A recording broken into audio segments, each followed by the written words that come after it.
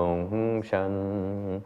Thiện duyên diệu pháp luân giao đạo ngã mùng, như há liêu sanh thoát tư ly cố đắc lạc, tốt chư vô sanh. How much of the blessed, noble, and perfectly enlightened one?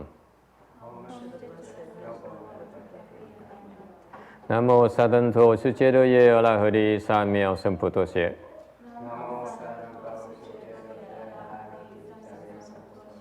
Nam mô Tát Đắc Tha Tô Yà Đa Yà A La Hờ Đề Tam Miểu Tam Bồ Đà Tòa. The unsurpassed, profound, subtle, and wonderful Dharma in 100,000 million aeons is difficult to encounter. Now that I've come to receive and maintain it within my sight, hearing, with an actual meaning. Wu shang sheng sheng wei miao fa bai jie wan jie nan zhao yu wo jin jie wen de shou chi yan jie ru lai zhen shi yin.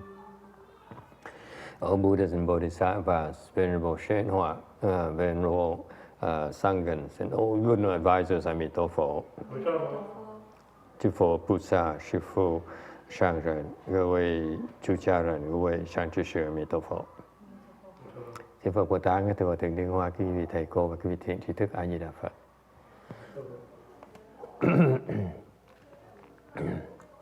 I apologize for being late today. Today is I'm trying to close this thing. It doesn't have the closing thing. Never mind. Today is the 11th of September. We are here in Rosemead, California, to continue discussing the Heart Sutra. We are currently on slide 272, I think. What happened? No, that's not what I want. I want a file from Dropbox. This is the wrong file.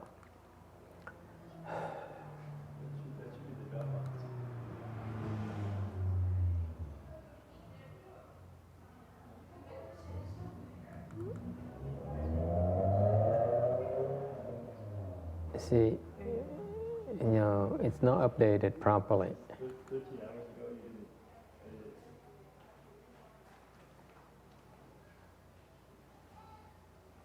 Okay, yeah. Anyway,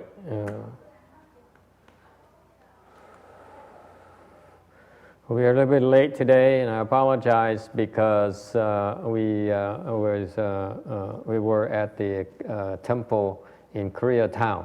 Thì hôm nay xin lỗi là hơi trễ một tí, là tại vì là tới đằng kia, cái chùa bên kia nói Pháp, thành về hơi trễ.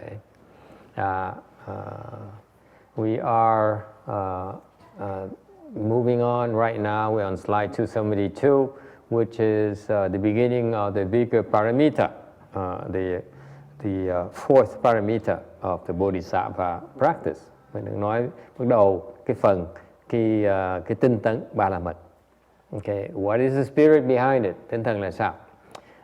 There is a king who asked his advisor. He says, "Can I depend on a good father?"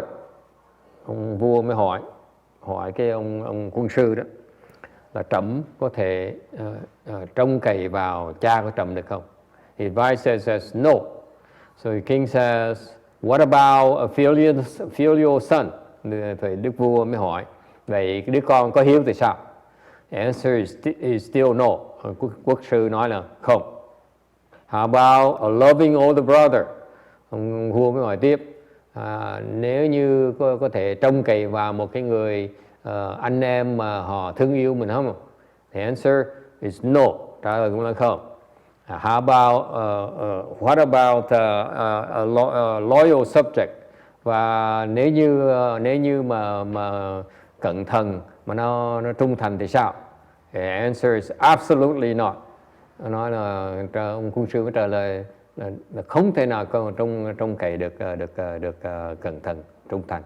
And then the king says, if so he can get angry, and he says, so no one is good enough for me.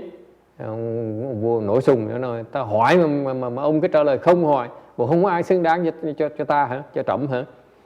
He says, you know, you go back to the history of mankind, okay? All the good loving father, the good loving brothers, the filial sons, and the loyal subjects, they still cannot prevent bad things are happening to the kings.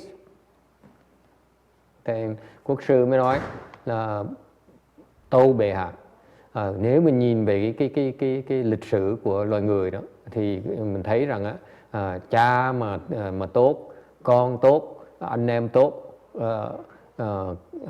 trung thần đi nữa mà đức vua vẫn bị nạn như thường, vẫn không thoát được nạn. So he says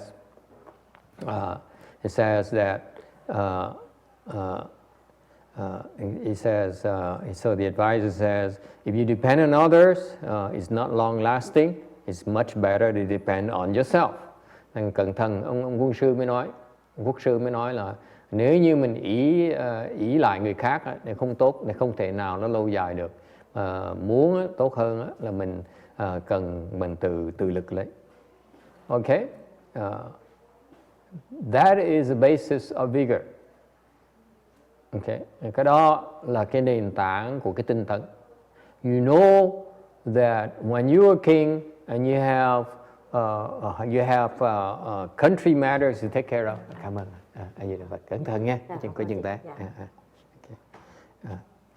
You have a lot of people depend on you, and you have critical matters of the country. Then you have to be competent enough.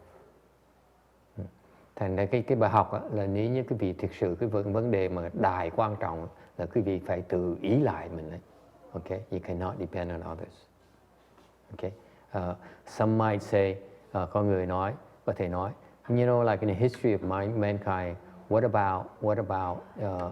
about the great advisors like Zhuge Liang, Cụ Minh?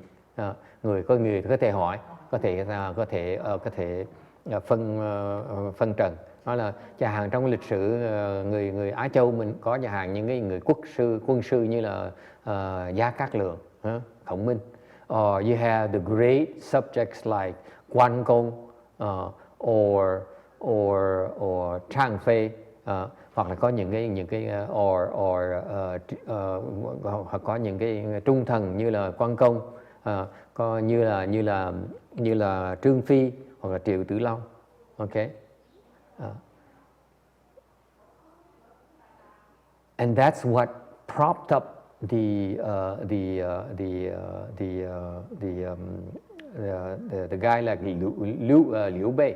Nhờ như vậy thì ông Lưu Bị mới thành được, mới thành công được. But it's not true, because his competitor is Cao Cao. Ngược lại, cái vị nghĩ cái địch thủ của ông là Tào Tháo. He is very immoral. Tào Tháo rất là thất đức. Yes, in the history of Chinese history, Cao Cao is very, very immoral. Okay, and yet Liu Bei, his opponent, has great advisors, great and loyal subjects, and yet he failed.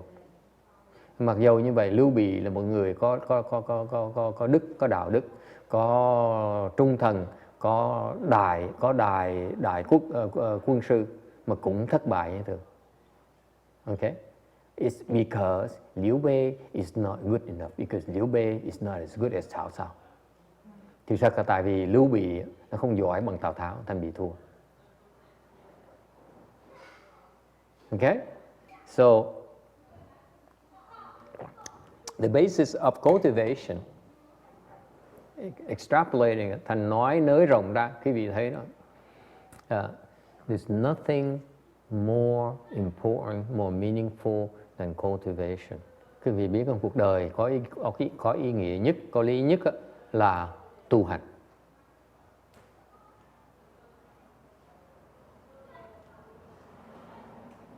Okay? And cultivation is to take care of yourself, to improve. Nên tu hành đó, là mình tự lo cho mình, mình tiến bộ để tự lo cho mình. Alright? You cannot depend on others, on matters of life and death. Cái chuyện quan trọng nhất của mình phải tự giải quyết lấy. Không ai có thể giải quyết được cho mình. So far so good. I don't agree with the lay people's attitude that, you know, I work and I make a living, and when my body is sick, let me go to a doctor, let him take care of me. That's a wrong attitude. Nói cách khác, người tại gia mình cứ nói là mình đi lo làm, mình lo làm tiền, mình lo làm lụng, để mà trường hợp mình cứ lo đó chuyện của mình, khi mình bệnh hoạn thì mình trông cậy vào ông thầy thuốc để ông chữa bệnh cho mình. And you know that it doesn't work. Okay, it rarely works. Quý vị thấy những cái người như vậy, họ cái bệnh họ không có bớt đâu. Okay. And I really fail to understand why people still don't get it after all these years. Mà cái thầy vẫn thắc mắc hoài, tại sao cái loài người mình vẫn không chịu tin cái chuyện đó, là họ cứ xài xẻ cái thân của họ làm tiền, đi tranh giành với nhau, cuối cùng bệnh hoạn thì nói cái bệnh thì tới bác sĩ chữa gì, mà không biết rằng chữa bệnh là phải do từ mình. What they don't realize that if you want to heal yourself, you want to make yourself better, you have to do it yourself. That's the best way. If you depend on others, you depend on a doctor, it's not the best solution for you. You can use doctors as part of your self-maintenance, but you cannot totally put your life into someone else's hands. Okay? Nên cái đó quý vị phải nhớ như vậy đó, là mình cái gì cuộc đời mình phải tự lo, không thể nào mà ý lại người khác mà lo cho mình được. Bác sĩ là gì nữa mình không thể nào ý lại được. Nhất là bệnh hoạn mình phải tự lo lấy. In particular, I remind people that when you're sick, you have to learn to heal yourself. Để nhắc lại, nhấn mạnh lại, quý vị mà bệnh nữa là phải phát cái tâm ra, là tìm cách mà học cách mà tự chữa mình. Tại vì không ai thể chữa cho quý vị được hết. So far, so good. Okay, and that's the starting point of the vigor paramita. Đó là cái bước đầu, các cái điều kiện đầu tiên của cái tinh tấn ba la mật. You need to know that you yourself have to do it. Đó là cái căn bản, mình phải biết, mình phải tự giải quyết, mình phải tự làm lấy. Không thể nào ý lại cho người khác được. Any questions? Ai thắc mắc gì không? Well, there's no one here today, so it's okay. Ngày nay không có ai. And the rest who just came back with me are hungry. Và những người đi theo thầy mà từ chùa trở về lại đây, ai cũng đói meo, đói bốc, là we're conserving energy. Ai cũng không muốn xài sức quá. Okay, going to slide 275. So what is vigor paramita? Thành cái tinh tấn ba la mật là cái gì? By definition, theo cái định nghĩa, tinh tấn là cái gì? What is this vigor thing? By definition, it involves doing 4 things.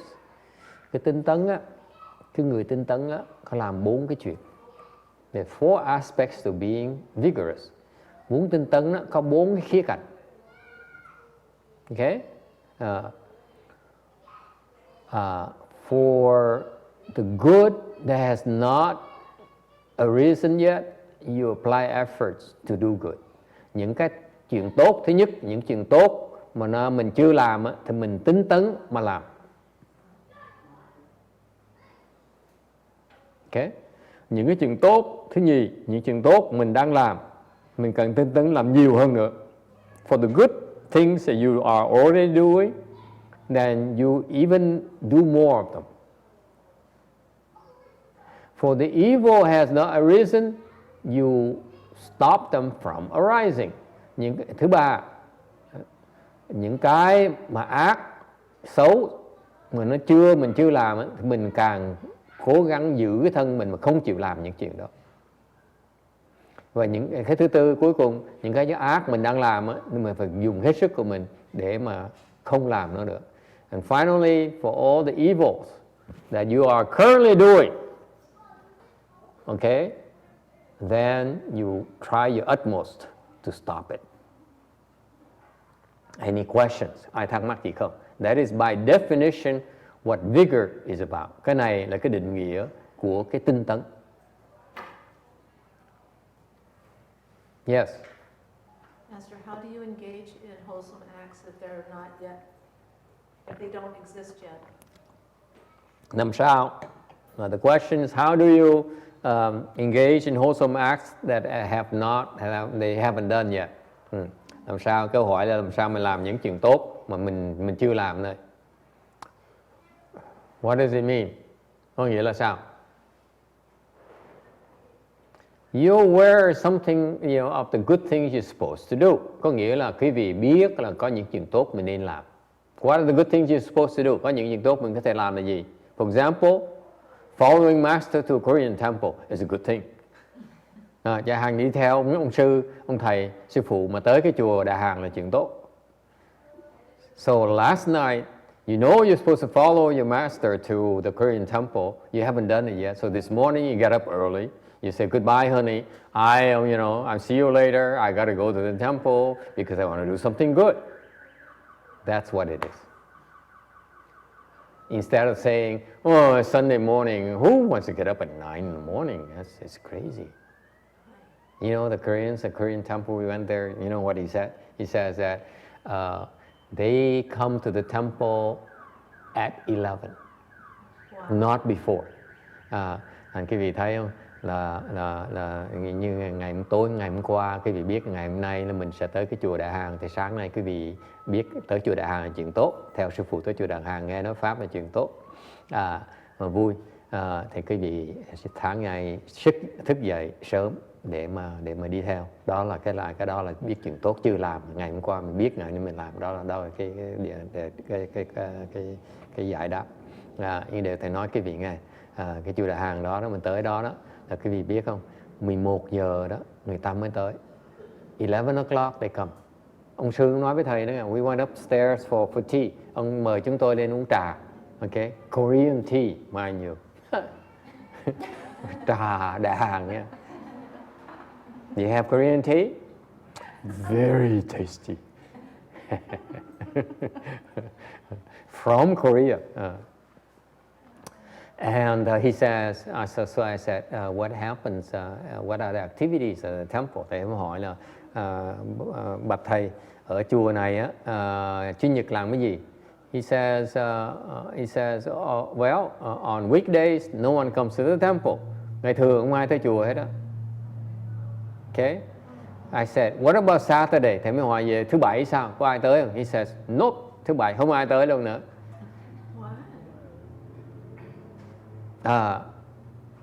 And the Buddha hall is bigger than ours, by the way.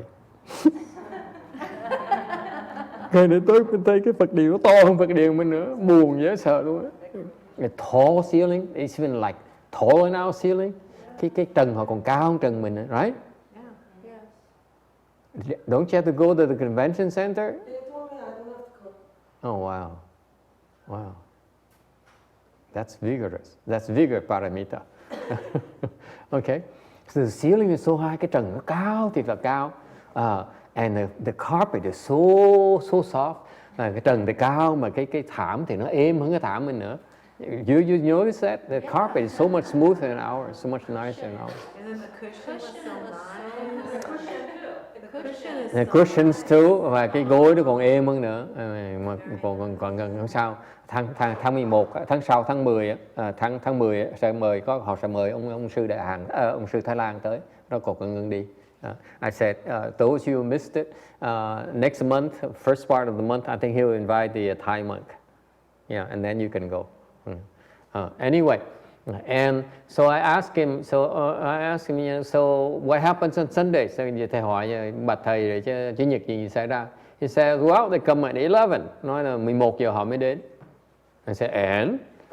He said, then sometimes we do ceremony for 10 minutes. No, he said ceremony 50 minutes and then talk for 10 minutes. Chúng tôi làm lễ 50 phút. We do ceremonies of 50 minutes. And then we talk for 10 minutes. Xong nói Pháp 10 phút. They don't have a translate. Đương nhiên họ không cần phải thông dịch. They speak in Korean only. Yeah. And then they go to lunch, xong đi ăn trưa, and that's it. Ăn trưa xong rồi là xong rồi đó. What do you mean, what? That's how the rest of the world practice Buddhism. What do you mean, what? Con người hỏi thế, kỳ dữ vậy? Tao nói kỳ cái gì? Những chùa thác ta như vậy thôi. No one speaks Dharma anymore, by the way. No one explains sutras anymore. Các vị biết không? Ít người nói Pháp, người ta nói Pháp đi nữa, không ai giảng kinh đâu. Hết không có thầy nào giảng kinh nữa. Very rare do you find a monk who explains sutras anymore. No one. Yes? Master, did you smell the garlic from the kitchen? And it came all the way into the Buddha hall? Có thấy mùi tỏi không? Someone smells the garlic. While they were cooking? Smells good, huh? They use it. Well, in Korea, the temples don't use it, but here it's hard to find a person that can cook without it. So they compromise. Even the Sampo temple in Kamel, he said, we try not to use, but when people come and do it, he doesn't say nothing. Sure. Because here it's not like Korea. But he's not attached to the garlic. Huh? He's not attached to the Carmel Valley monk is not attached to garlic. We should be attached to garlic because we're not there yet. Chúng tôi đi thăm cái chùa Đà Hàn ở trên Carmel Valley đó, trên Bắc Cali đó. Thì ông sư đó là ông có đắc quả rồi. Ông nói là ngay cái chùa Đà Hàn đó người ta đem, ông không ăn tỏi như điều người ta đem tỏi tới như thường. Ông cũng nói vậy, thầy mới trả lời đó. Ông đó là ông không có phân biệt cái tỏi không tỏi nữa, đó là chuyện tốt của ông cảnh giới ông như vậy rồi. Còn chúng ta trình độ thấp thành nên không nên ăn tỏi thì nó tốt hơn. I explained that even though these people they're at the level where the garlic and non-garlic they don't discriminate anymore. It's a very good state. But for us who are not there yet, quite there yet, it's better not to eat garlic so that we can get there quicker. Quý vị mà chưa tới quả đó, chưa đắc quả thì nên tránh cái tỏi thì tới đó nó lẹ hơn. Còn quý vị không tránh ăn hành ăn tỏi thì khó tới đó, tới nó chậm cực lắm. It's much tougher with onion and garlic for your practice. Okay, when they get the higher level, onion and garlic is actually a good thing for them. Sometimes. Okay. Anyway, so there's some at the temple. Most people nowadays eat onion and garlic, leeks and onions, spring onions and shallots and stuff like that. It's commonplace. Cái thời buổi này, cái vị vào chùa khó mà tránh ăn hành ăn tỏi đó. The temples in Korea they don't need it. You know? If it's a small temple, they don't have the manpower. They do, but the bigger temples, they have the lineage. They're stricter, huh? Yeah. They have the cooks. Yeah. And they have the recipes for each lineage, so they don't use the five. Yeah. Cô nói bên Đà Hàn, Xuan says in Korea, the bigger temples they have their own cooks, therefore they don't use onion and garlic. The smaller temples, the lay people they bring their own food to the temple, they can't say no. Cô nói là bên Đà Hàn, mấy cái chùa lớn Đà Hàn có có nhà bếp, họ nấu đàng hoàng lắm, có hành có tỏi. Còn mấy cái chùa nhỏ bên Đà Hàn thì người tại gia tới đem đồ ăn tới thì đâu tới đem hành tỏi tới họ chịu, tôi không nói gì hết. Okay. All right. So, but have you tried the food? I mean, you have stayed on and tried, vegetarian Korean food. Thầy đáng lý quý vị nên ở lại, mấy người đi theo thầy nên ở lại ăn thử đại hàng đó sao? I mean, you should go to the Korean temple, should eat the Korean food, see what it's like. Mình nên ở lại để ăn cho mới biết.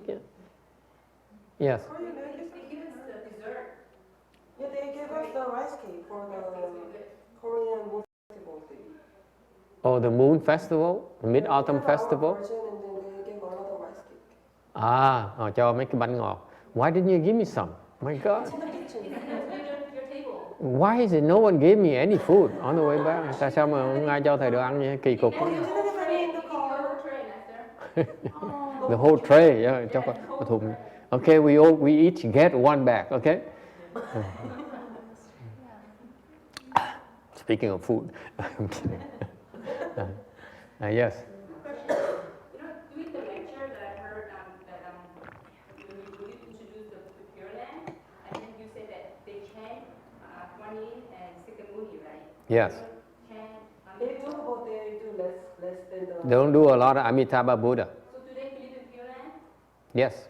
They do, but it's like they don't, like Master said, they don't teach together. It's like Chan Temple, the Pure Land Temple. Oh, I see. There's like different lineage for the Pure Land Temple.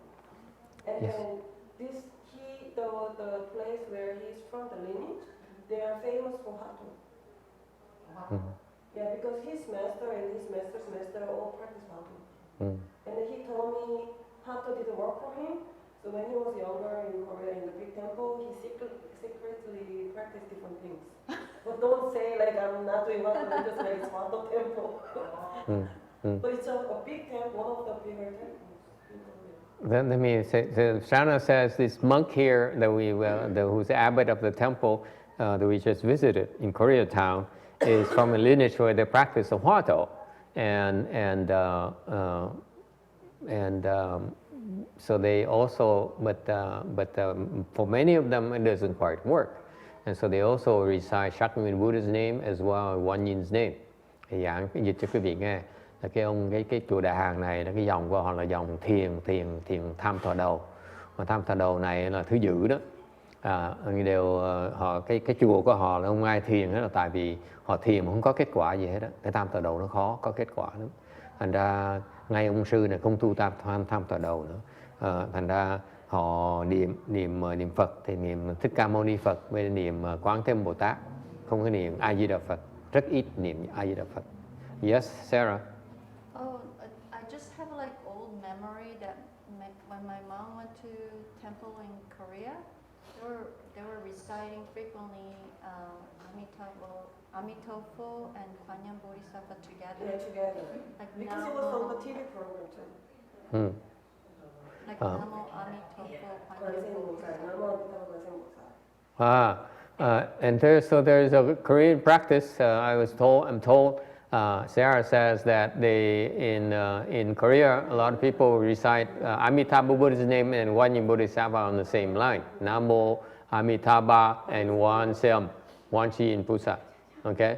Có cô này có nói là theo cô nhớ đó, give her something for her back. You're supposed to take care of the older people. Okay? That's your job. Quý vị tập cái thói cho quen. Thấy mấy người mà lớn tuổi hơn mình phải phục vụ cho họ, giúp đỡ cho họ. You hear? Don't sit there.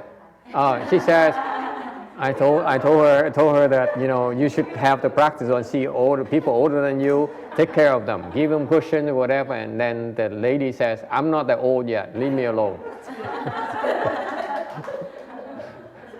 Okay, ignore her then. Take the cushion back, lấy cái bao đó lại. Don't give it to her anymore. Thành bên Đại Hàng họ có cái phong tục là họ vừa niệm A Di Đà Phật với Quán Thế Bồ Tát cùng một lúc luôn. Nam mô A Di Đà Phật Quán Thế Bồ Tát. Okay, it works. It's very good. Quý vị tu một A Di Đà Phật với Quán Thế Bồ Tát. And so apparently from this temple here, since they don't do the Hwato, they recite the Buddha's name and Wan Shin Pusa. That's what they do.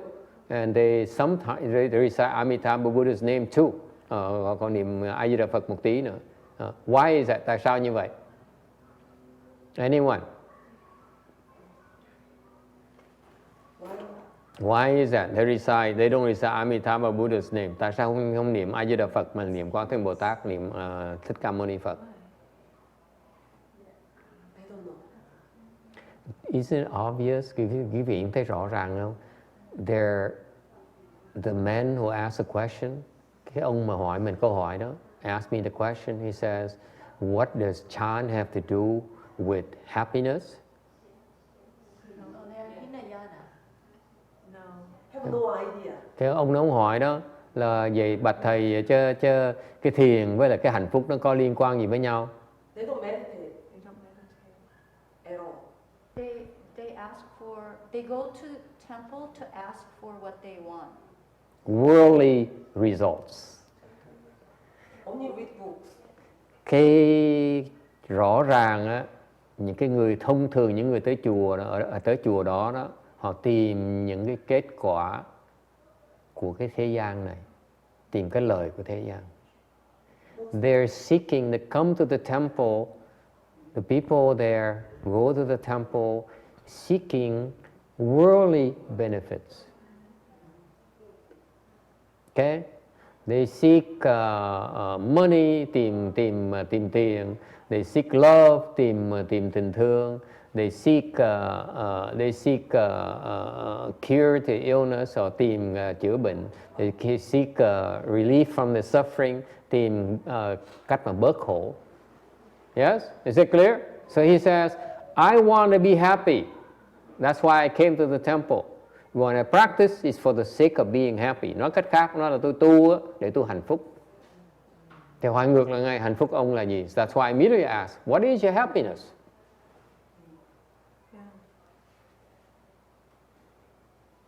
Yes, what's your happiness? Oh, Miss. Actually, before you arrive, they play the chanting tape. Mm-hmm. And then in the middle of between the chanting, there is some just talking. Yes. Yeah. And I noticed that there's word love, like while the monk is talking in the tape. Like I don't listen to the whole thing, but I pick up the Yes. With love, blah blah blah. I'm like, this is. Ask Master Xuan, and that's what he learns from his So I was like, this teacher, channel a Zen was teacher. a video that tape that talk about love. That's what they teach about. That teach meditation is about love. Really? Yes, Master Xuan, huh? It's like,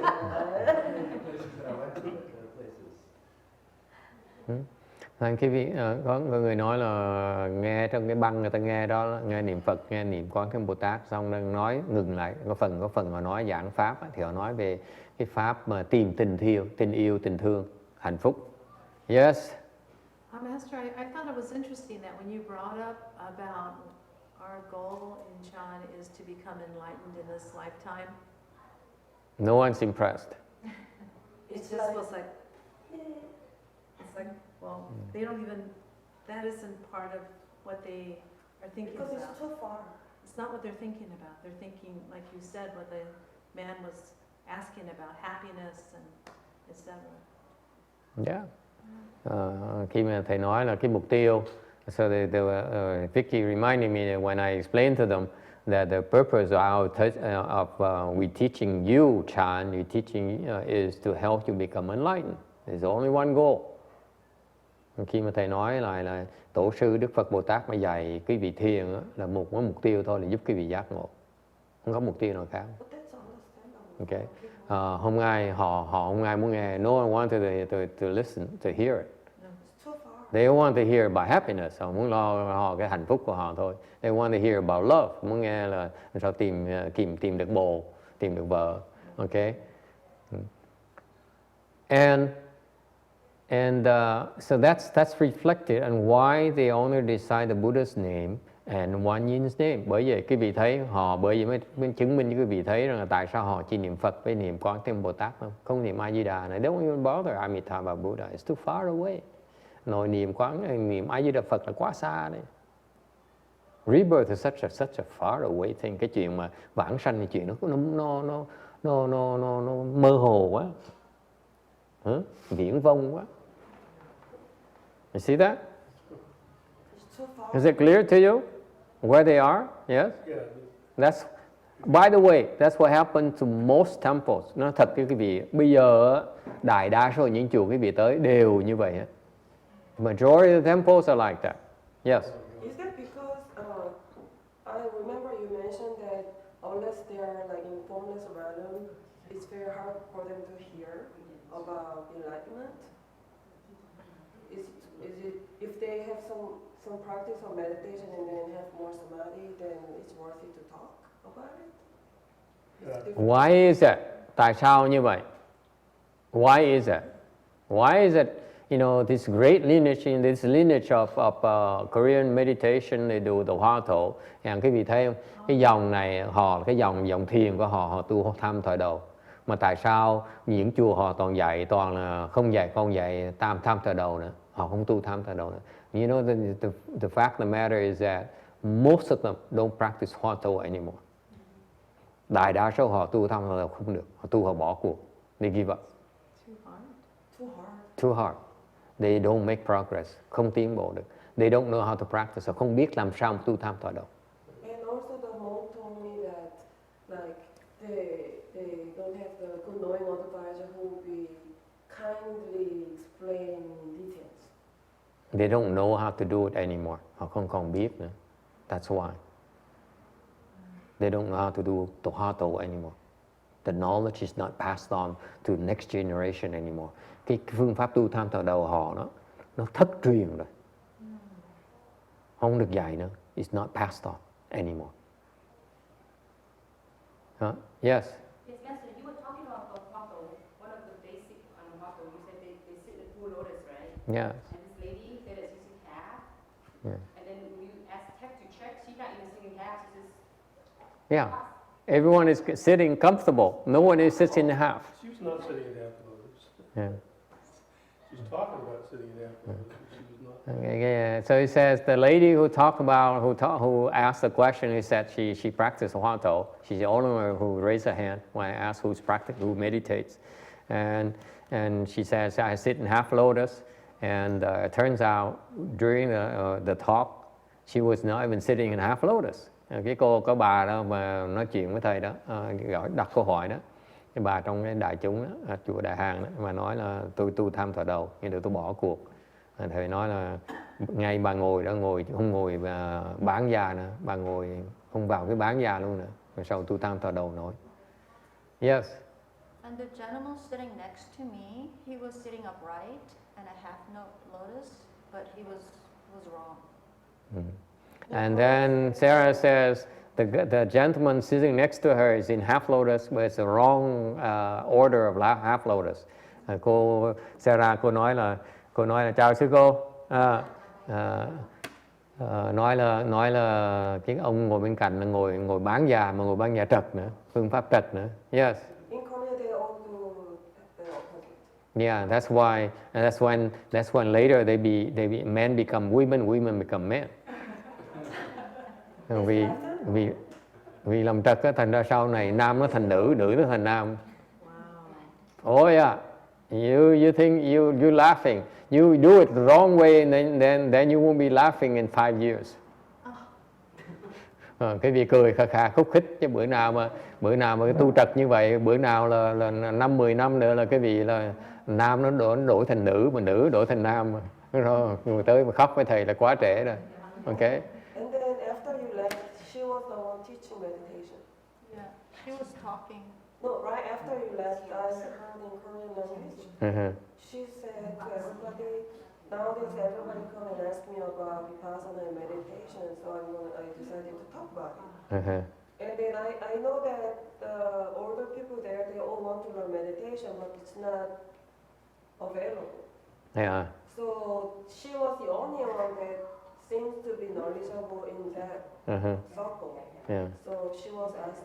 That's why my assumption, because This lady here, this Korean lady, who is the assistant teacher.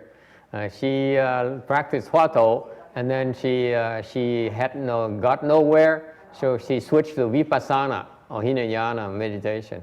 Cái bà mà phụ tá ông sư phụ này đó, ông viện chủ đó, thì bà là tu thiền thứ giữ đó, tham thờ đầu đều tu mà không đi tới đâu hết, bà mới bỏ cuộc, bà mới nhảy qua tu theo minh sát, thiền minh sát theo tiểu thừa. Okay, yes, and guess where he learned? She learned it from. She learned it from Myanmar, và học cái thiền minh sát của Miến Điện nữa. Not even Thai. You learn Hinayana, go to Thailand and learn. Quý vị muốn học tiểu thừa thì giới thiệu quý vị qua Thái Lan mà học. Or you go to Ontario, Buddhist Temple of America. Quý vị tới đừng, nếu mà đi xa không tiện, tới đừng Ontario học nơi ông sư Thái Lan đó. He's good. Okay, mấy ông sư đó giỏi. Don't just learn from anyone. Are you crazy? Học thầy giỏi mới học, thầy dở học làm gì? Just like, just like if you, why would you want to go to Myanmar? Qua Miến Điện làm cái gì? It's famous in Korea. Yeah, it's that temple is very big. PAOK is very, very big and very famous internationally. But But it's not good Hinayana meditation. They don't understand Hinayana meditation yet. Cái thiền viện bên Miến Điện nổi tiếng lắm, nổi tiếng khắp thế giới luôn. Để cái khổ là cái ông viện chủ chưa hiểu thiền. The guy, the top guy, he doesn't understand. Just a tip off for you, just to tip you off, you know.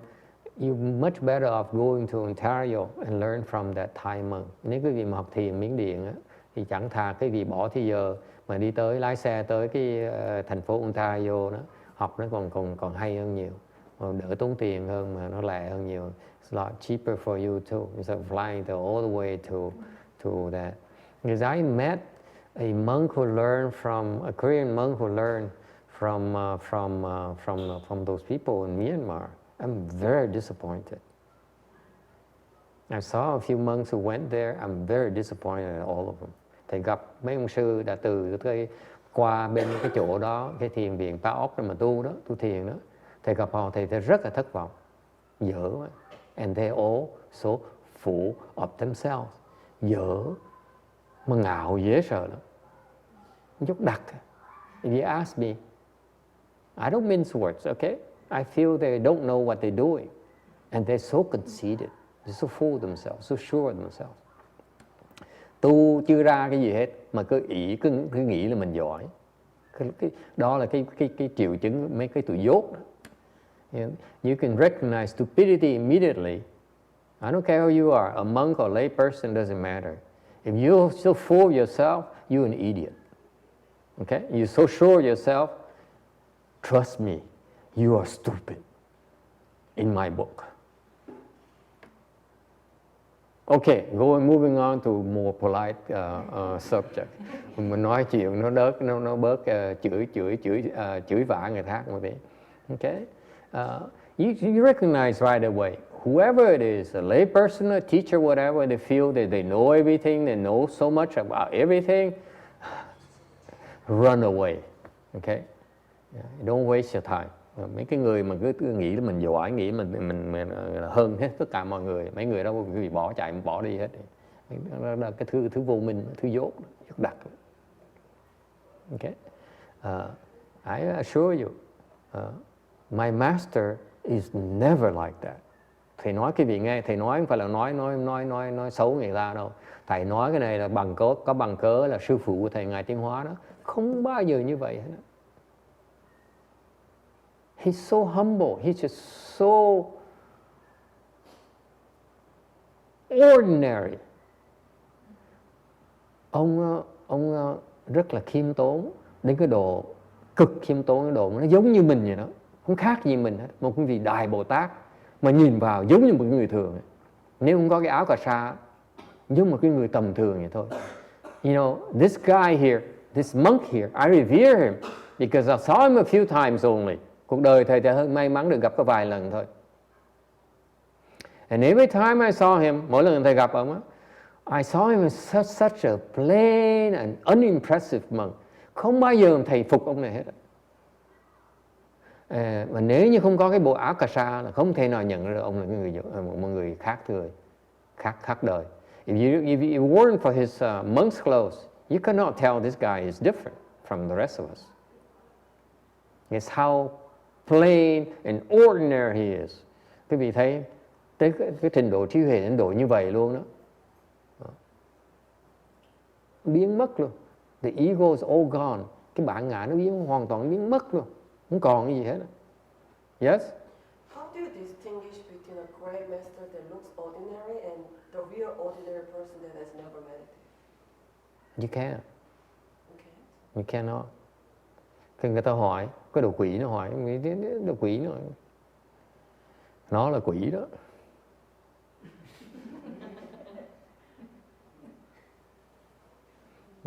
Đồ quỷ nó hỏi ác, hỏi vậy thầy nói như vậy chắc cái người phàm phu mà nó không có ngạo mạn, nó rất là bình thường.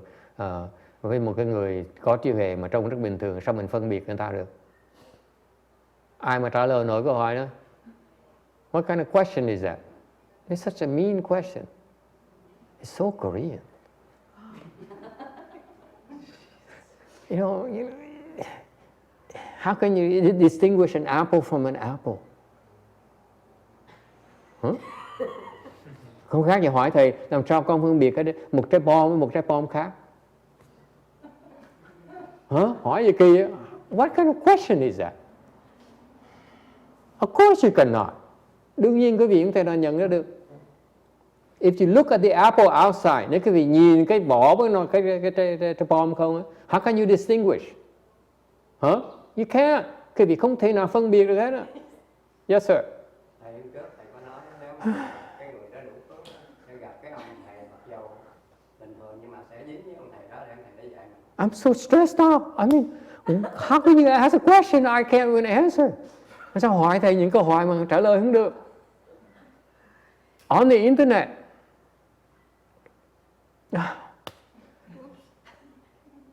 And Master Hsien Chu says, if you have the blessing, you can tell. I can't tell. Làm sao mình biết được? Làm sao mình nhìn? How can you tell one drop of water from the next drop of water? Làm sao mà so sánh hai cái giọt nước với nhau được? Làm sao khác biệt chỗ nào được? It's not possible.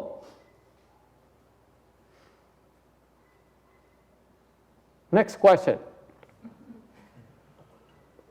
We're scared. What?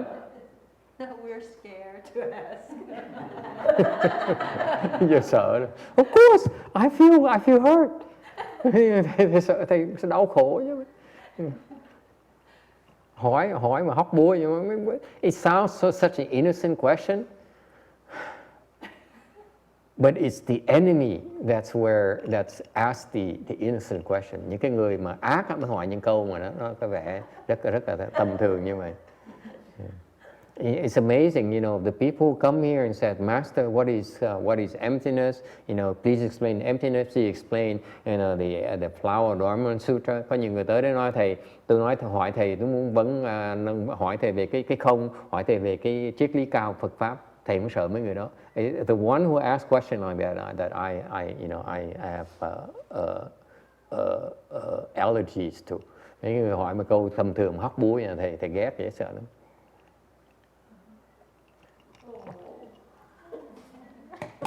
So how can you tell? Sao mình phân biệt được? How can you tell, you know, a great monk like Master Xuan versus, you know, an ordinary monk? Hoặc là sao phân biệt một cái người như Ngài Tiến Hóa với một ông sư tầm thường? Cô Quảng Ngân, his disciple will answer you. Cái cô đệ tử của Ngài Tiến Hóa sẽ trả lời cho quý vị biết. Thầy nói hồi nãy con nghe đó thầy, mấy người tu ở điện đó, thầy mấy người đó là tu tướng, không có tu tâm. Ngài Hòa Thượng Tinh Hóa thì tu tâm không có tu tướng. He says, according to her, the Myanmar monk is practicing based on the outside, the marks. They don't practice the inside. Cô Quảng Ngân có trả lời đó, mấy ông thầy, mấy ông sư trình độ thấp ấy, như Miến Điện ấy, thì họ tu ngoài cái tướng ngoài, thành người ta nể. When you practice, when you refine the outside, people are impressed with you. Cái người mà chú trọng với tu tướng á, người ta phục. Yes, you're impressed by that. Whereas Master YongHua doesn't care, he practices the inside. Người mà tu ở trong, tu tâm á, ok? Thì cái người có mình biết thôi, only them know, no one else knows. That's why you're totally unimpressed. Thành ra mình không có phục người ta. Okay? That's how you can tell. Basically, you cannot tell. Cách nào quý vị biết hết đó. Yes, ma'am. Master, I would guess maybe Master Xuan doesn't want you to be able to tell. He doesn't want people to see. He's not impressed. He doesn't want to impress anybody on the outside. You're wrong. Ngô đừng có nói là tại cái ông Tiến Hóa, ông không muốn quý vị thán phục ông nữa. Thầy nói cũng sai luôn nữa. It's wrong. It's not even that. Are you confused?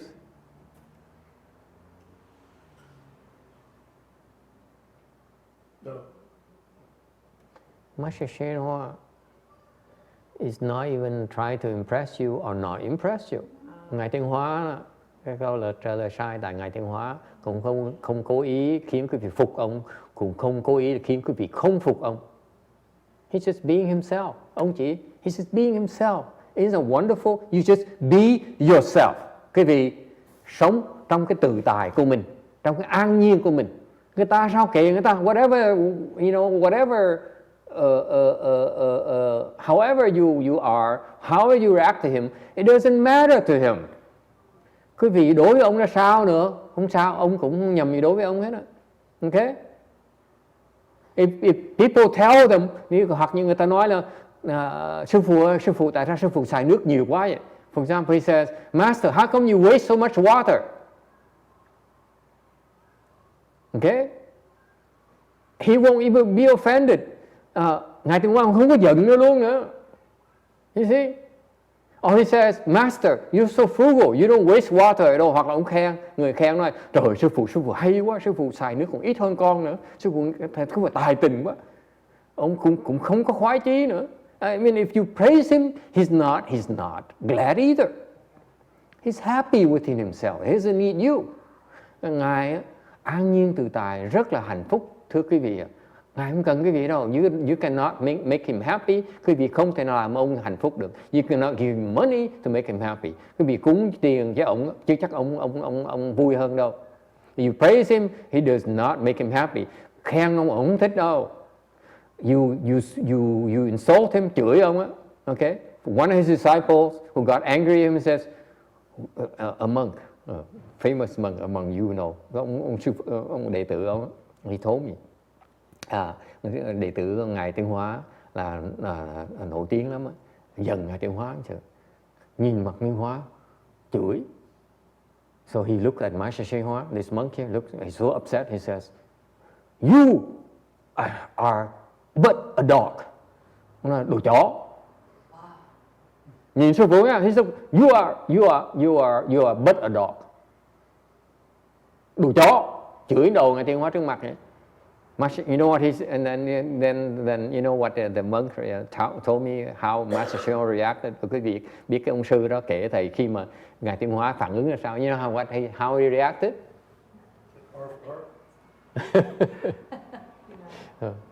Yeah, and that's too American. He says, you're right, I'm a dog. Ông nói, đúng, tao là con chó. That's so chán. Cái đó là thiền thưa quý vị. That's chán right there. Not afflicted. Hoàn toàn không phiền não. Mày ghét ta hả? Ok, ghét đi. You hate me? It's okay, hate me. You love me? It's okay, love me. Thương ta hả? Thương đi, không sao hết. Cái trơ. Tại sao vậy? Cái tâm nó an nhiên, nó tự tại, nó an lạc, không thể nào dao động được. He's so at peace and at bliss within himself. You cannot disrupt him. That's his state. Okay? Yes. One question. So like, if you say something... Remember, one hard question per day. Can I I didn't come last week for business trip. Can I have this one today? Well, I can listen, but if it's too hard, I say, oops, sorry, quota exceeded.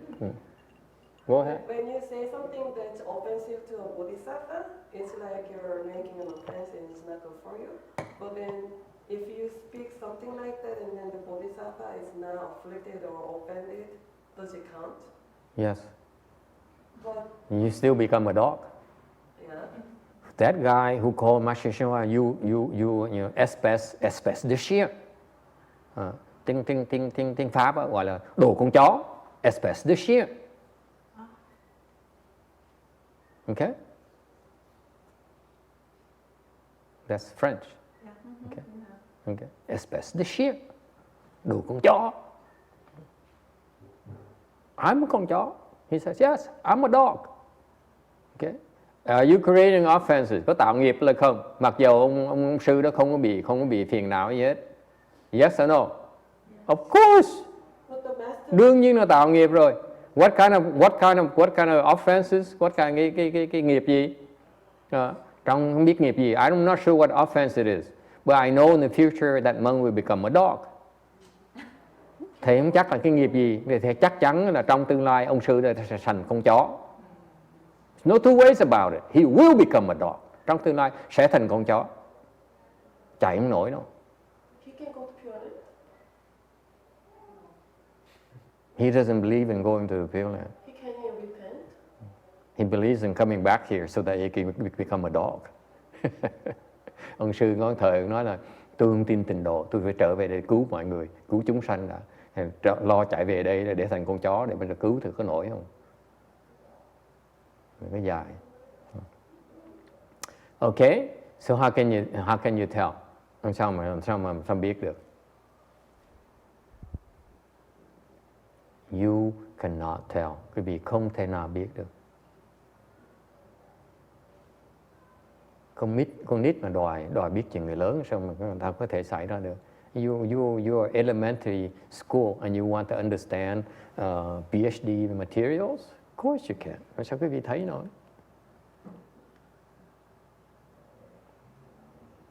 Questions? Ai thắc mắc gì không?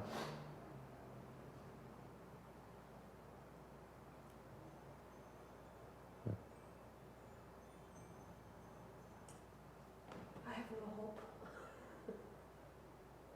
And that's why it really hurts when I see how great the late Master YongHua was, and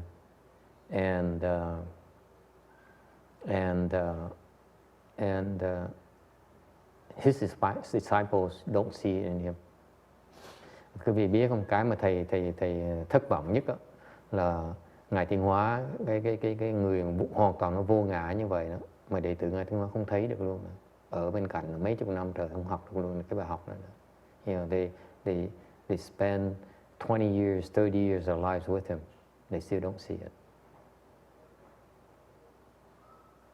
I see him and I feel so ashamed of myself. I see how full of myself I am. Thầy gặp Ngài Tiến Hóa có vài lần thôi á, mà thầy mắc cỡ luôn. Biết mình còn cái ngã mình còn lớn quá đây. Đối với sư phụ mình thua xa tắc. Một cái người không còn cái ngã gì hết. He has no more ego in him.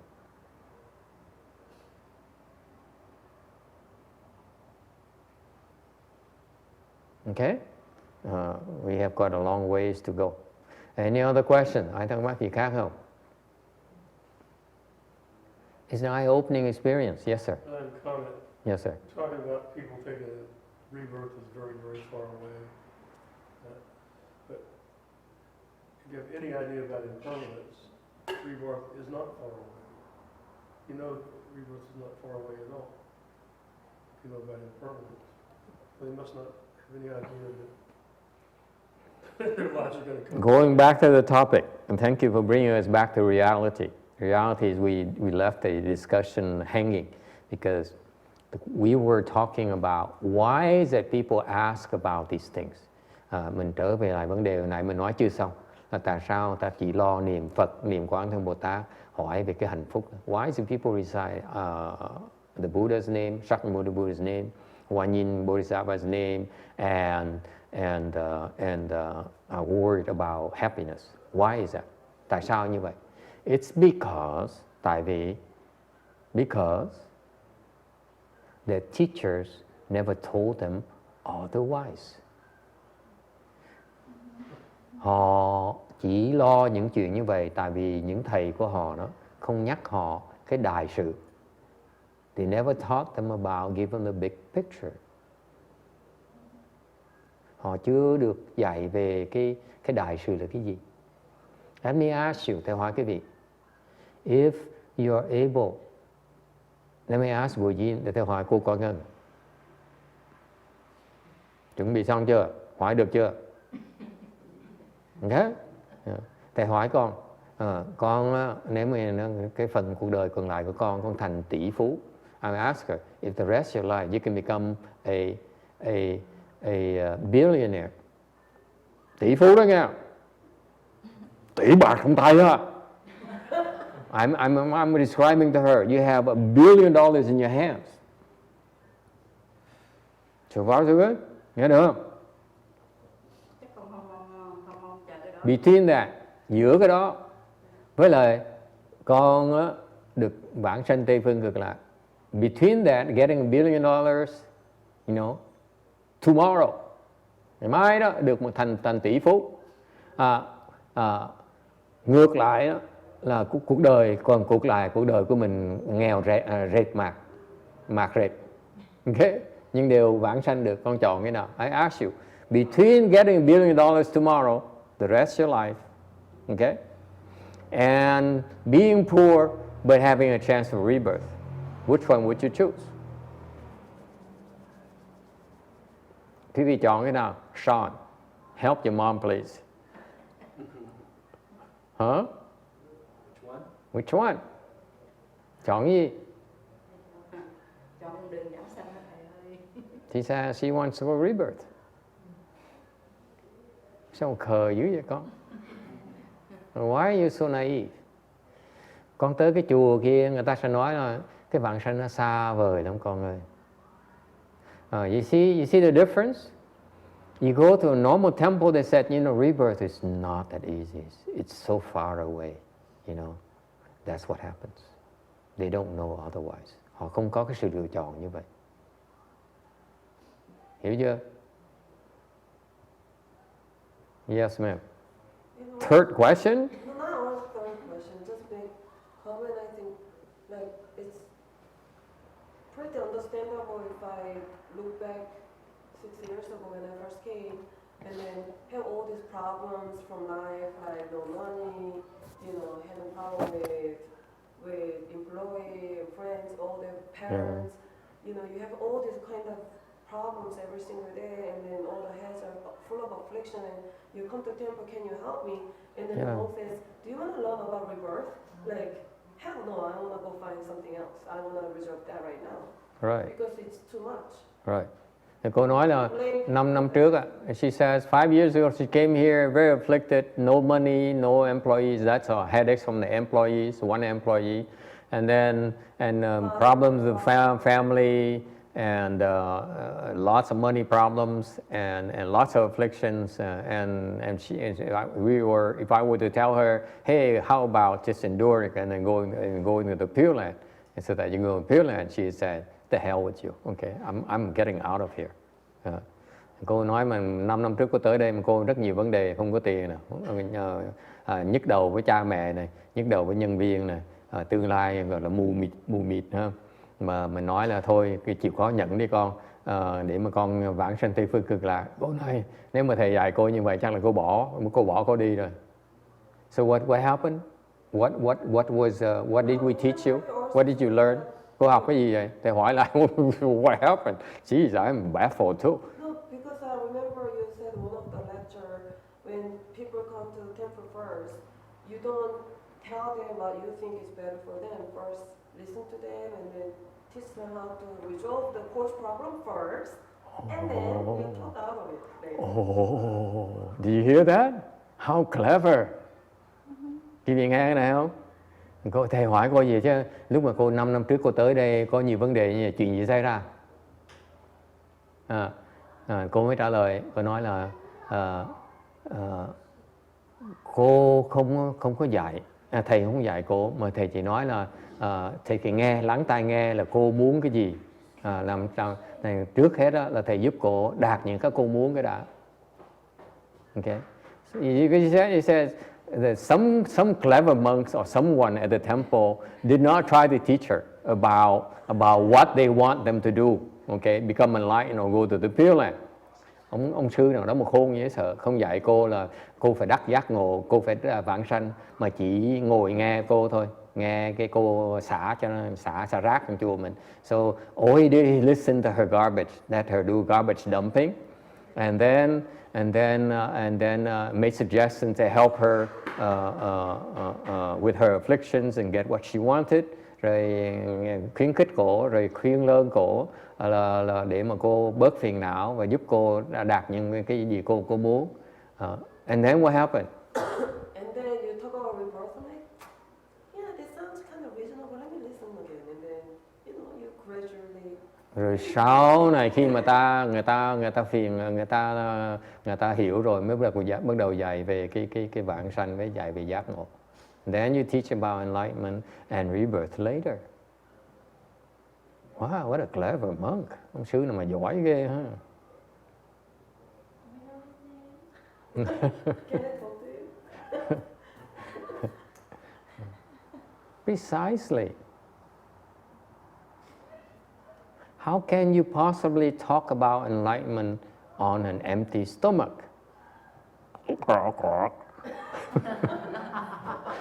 Thầy nói ông sư sao mà khéo dễ sợ. Thầy nói thật, hỏi cái vị làm sao cái vị có thể tu nếu mà cái bụng nó đổ mèo? It's not possible. You have to take care of your stomach first. Phải lo ăn trước chứ. Right? You have to take care of your family first. Phải lo cho cái gia đình mình trước chứ. Right?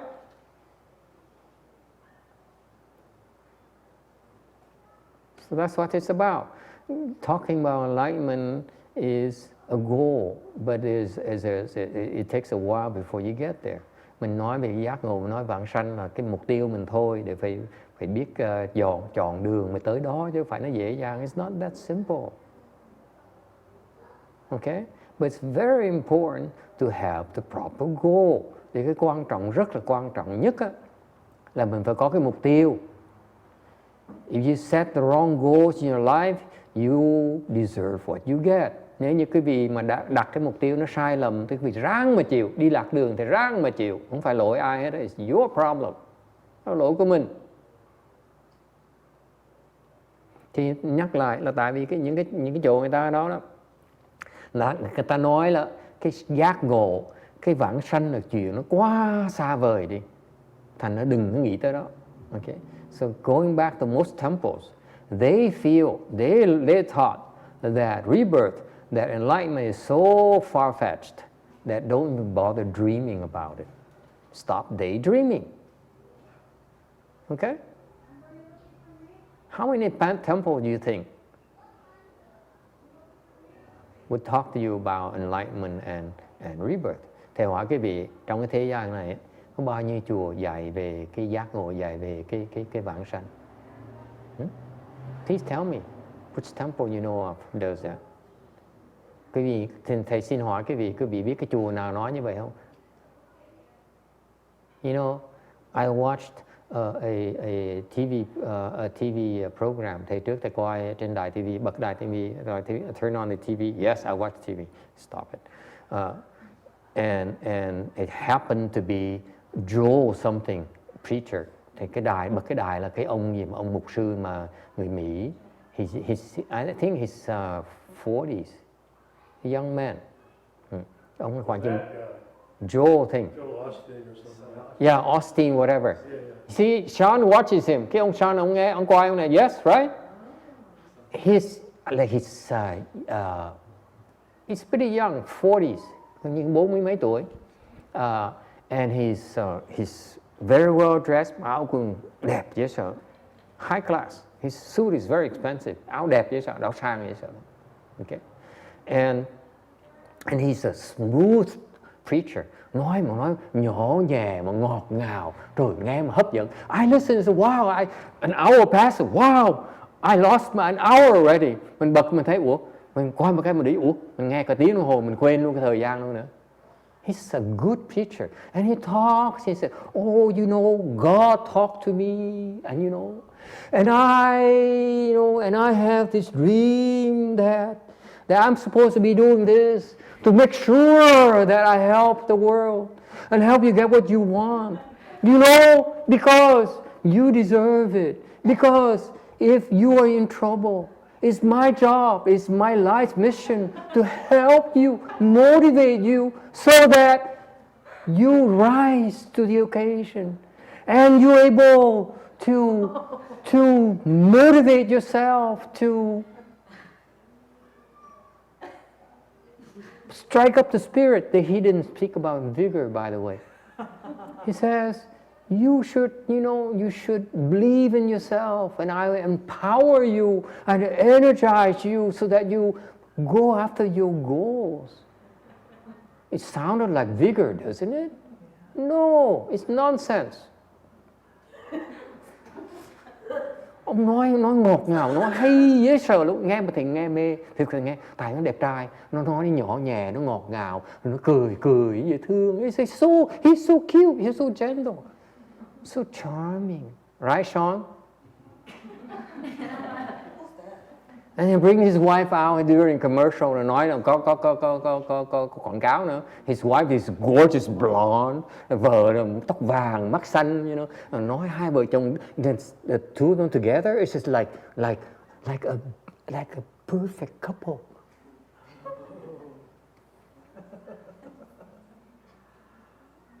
Nói nghe mà mê luôn á. Mà nói gì? Nói chuyện trên trời dưới đất, không nói là phải tin Thượng Đế, phải tin là thành công rồi. Cái việc của tôi trong cuộc đời này, tôi khuyến khích quý vị để mà nỗ lực lên, để mà đạt cái mục tiêu cái cuộc đời của mình, tìm cái hạnh phúc, tìm cái sự thành công trong cuộc đời của mình. You talked about how you have to work harder and you need to believe in yourself so that you achieve success. You achieve, you make money and then you find love and nghe thấy thích thú không? He is humongously successful, thành công dễ sợ luôn. The whole stadium is like at least close 100,000 people, cả 100,000 người coi. It's so beautiful.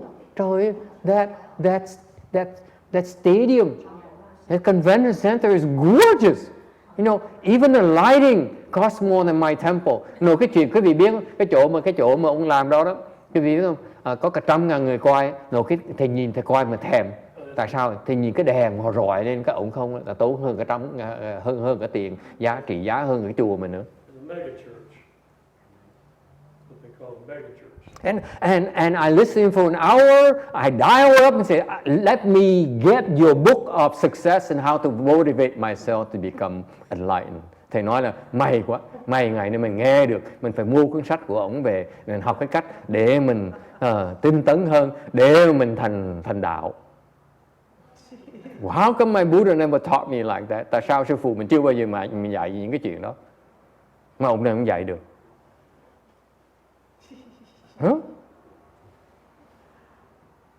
Cái đó nó đi ngược lại cái tinh tấn của mình. It's just the exact opposite of vigor, paramita. You believe in nonsense. You believe in stupidity. Cái này nó đi ngược lại tinh tấn. Tại sao như vậy? Cái vì đi theo nghe tin những cái lời dốt nát. What's the matter?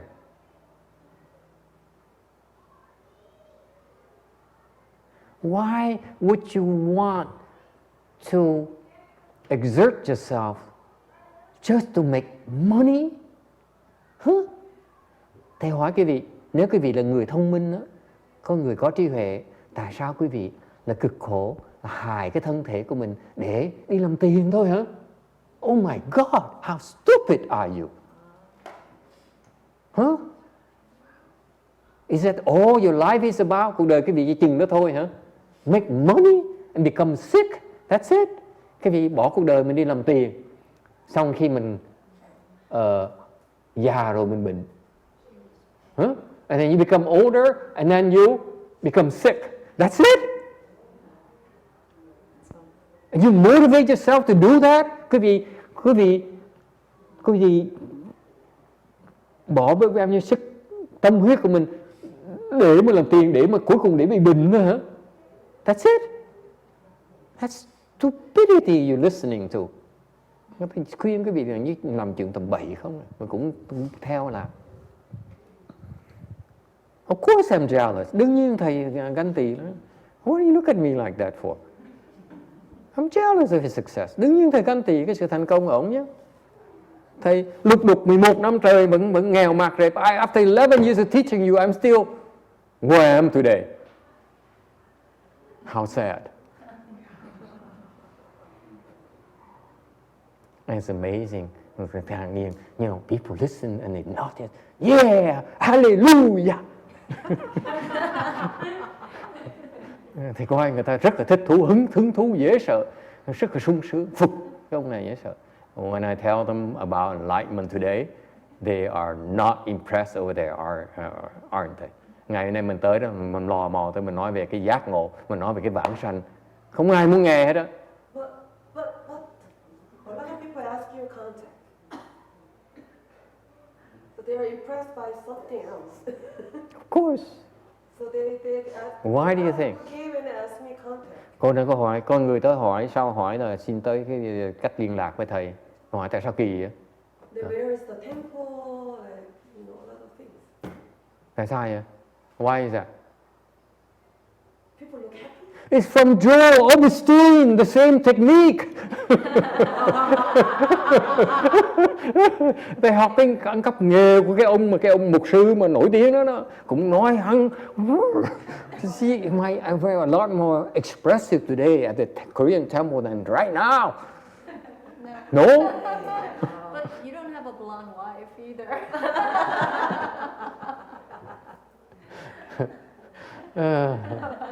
Next time dye your hair, okay? Cái vấn đề là mình phải chọn người thông dịch mình khác một tí. Okay?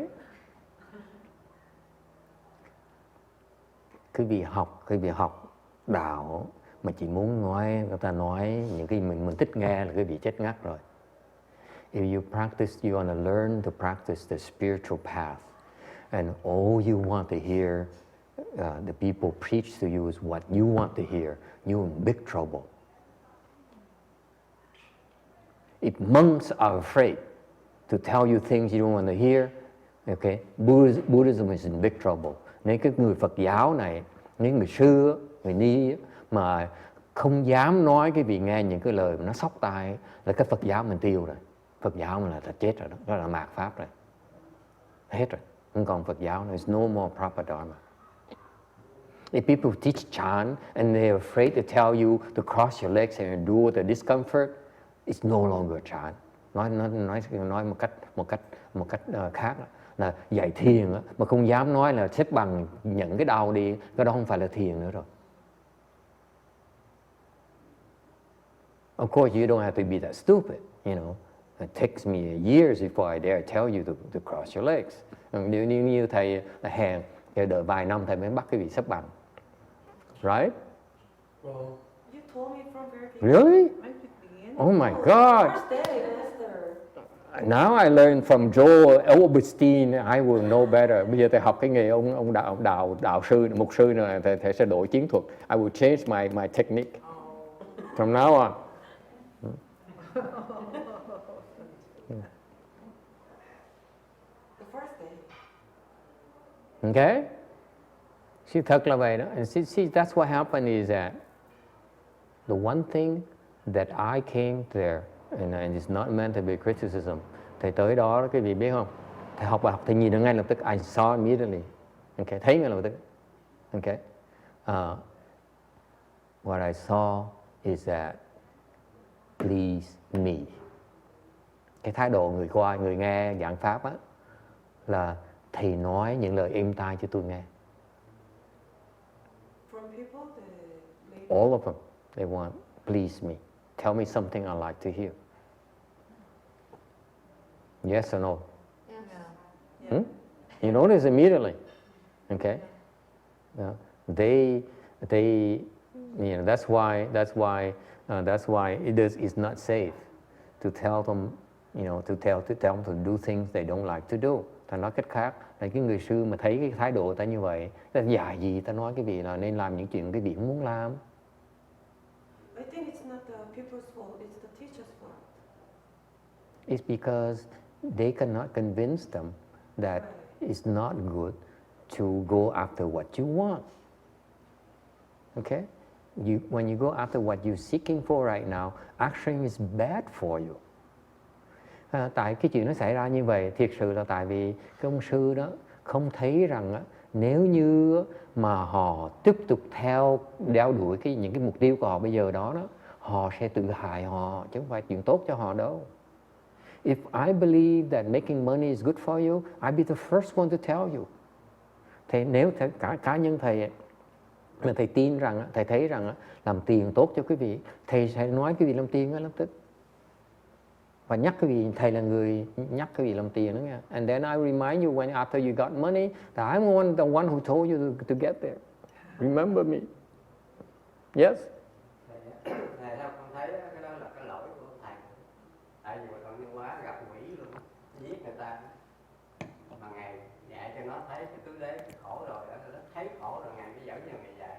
Thì nó theo tôi. Mấy người này không cho nó thấy mà dạy cái ngã nó không, thì tại cái lỗi của thầy. He says it's because of the teacher's fault. Okay? It's not the teacher's fault. Không phải lỗi của ông sư này. It's not this monk's fault. Không phải. It's not the monk's fault. It's not fair. Nói mà cái lỗi của ông sư nào là tội ông á. It's not fair to him. Cô đâu có tới mà giơ tay làm gì? She was sitting there. Why is she raising her hand? Nói đi. Ở dưới đâu học của thầy, sao nghe thầy kể cái ông sư đó thì ông lấy súp lịch cho tụi con nít nó ăn hoài, ăn cái nổi gàn lên nó bệnh. Đừng có chọc ổng nha. She says, you know, this monk here, he gives some chocolate to children now. They're gonna have all kinds of diabetes and future problems. I said, be careful. You don't criticize him. Đừng có lộn, đừng chọc mấy ông sư nha. Ông sư này nguy hiểm lắm mà. This guy is is you don't want to touch him. You know why? Biết tại sao? Give him some shares. Thì cho ông xá lợi. Thầy kể ông nghe, I told him, I typically give one sharir. Thầy thường thầy cho một ngôi thôi nghe, đừng có tưởng bở. Thầy cho 5 ngôi thôi, I gave him 5. When I scratched my head, what happened to me? Thầy cho xong mình gãi đầu, nó ủa tại sao mình kỳ dữ vậy? Thường mình keo dễ sợ, mà sao bữa nay mình rộng lưỡi. Normally I'm very stingy. How come I'm so generous today? And then I threatened him. Cho xong thầy hù ổng.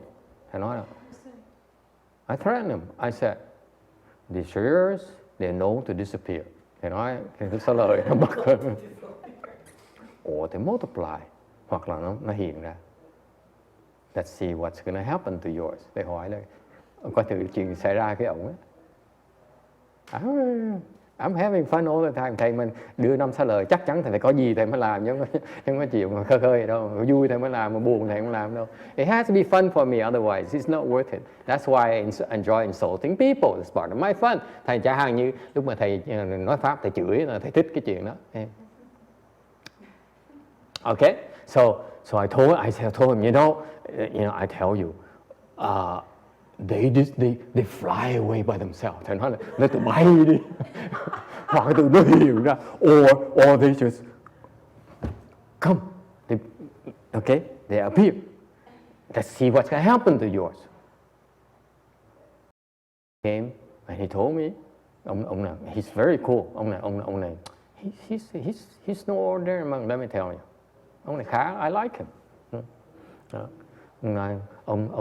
Ông rót trà cho uống. He gave me some Korean tea. Okay, no comment about Korean tea. Yes, it was good. Yes, pretty good, yeah. Cho uống trà. Okay, we have 10 minutes, so we went upstairs to his room and his quarters and have tea. Chúng tôi tới sớm 10 phút, thành ra đi tới kẹt xe, còn được 10 phút sớm, thành ra ông được mời lên uống trà.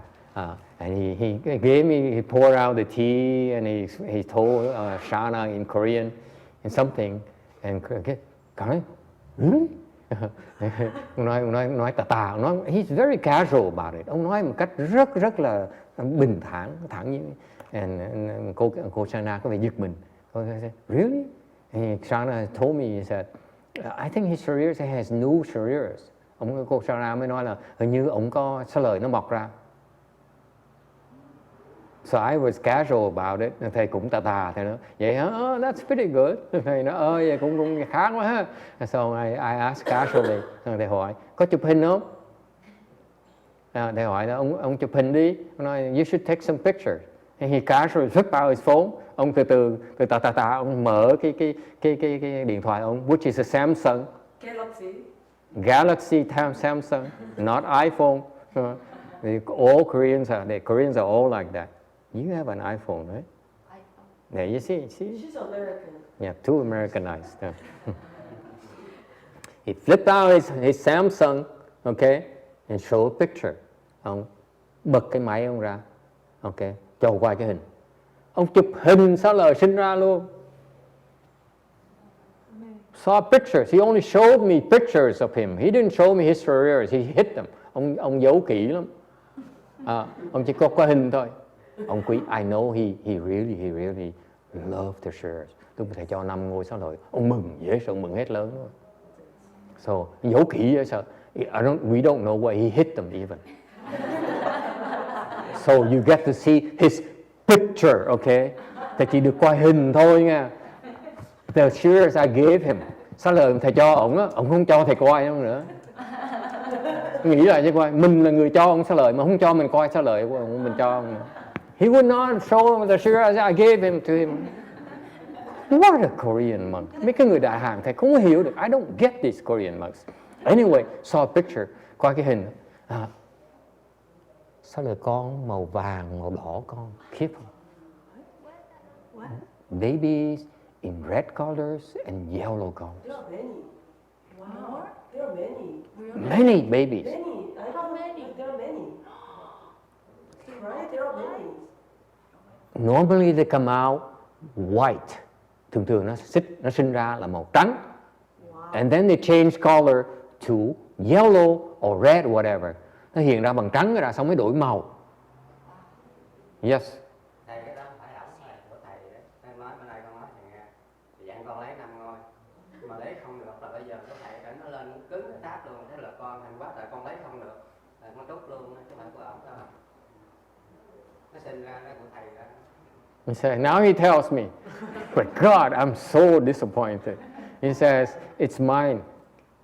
He couldn't separate them, so he took them all. I told him 5, but he also gave the babies as well. Cái đồ quỷ. Nhiều quá con tách cái Oh, I gave him the false information. con tách cái không được, nó dính nhiều quá lấy chưa được. I'm disappointed. Thầy nói lỗ, ngày này lỗ anh today.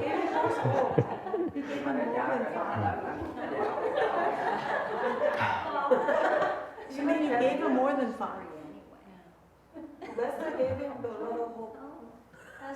Master, I think he must notify like something changed because by the time he see it, he already see the little baby Sharara. So when he tell you that it's multiplied, it must be. No, he told me that when I first got it, I didn't know there were small ones. Maybe I didn't see closely, so Con I ở đó con didn't ngạc know. nhiên luôn.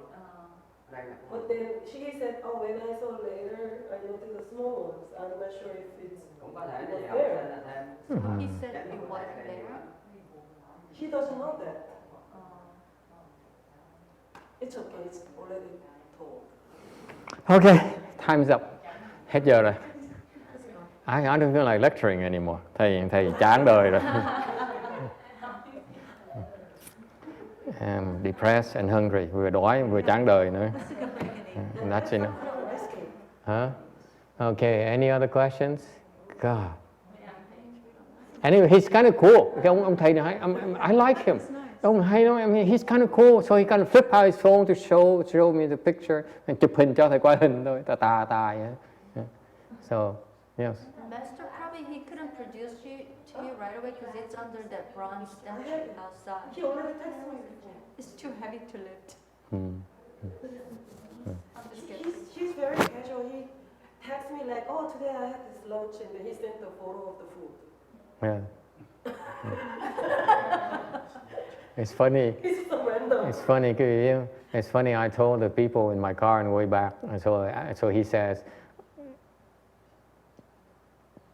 2 hours on Sunday and you done? Thì ông nói là đại khái á, là 5 ngày trong tuần ngày mai tới, thứ bảy thì phải chuẩn bị cho chủ nhật, còn chủ nhật á, thì làm việc 2 giờ xong là nghỉ. And he says, but it's too much work. I'm thinking of closing a temple one day. Ông nói là làm việc nhiều quá, chắc phải đóng cửa chùa một tuần một ngày. And I think he meant Sundays. That's the only day he's open. He kept telling me that like he doesn't have the disciple monk. Oh, fair, yes, sir. He doesn't? He's just one monk there, so Too much work. he Yeah. has to clean and everything. And then he's like, oh, when the Buddhist followers come, like sometimes they help, or sometimes like there are not enough people. Yeah. And back in Korea, he has novices to tell him what to do. Yeah. It's a lot of work. Yeah. So anyway, the thing is that it's not his fault. Thì thật là không phải lỗi ông này. He's a good monk. It's just that in our tradition, we don't tell you to teach until you're ready. Sự thật á, trong cái truyền thống của Phật giáo chúng ta đó, Đại thừa chúng ta đó,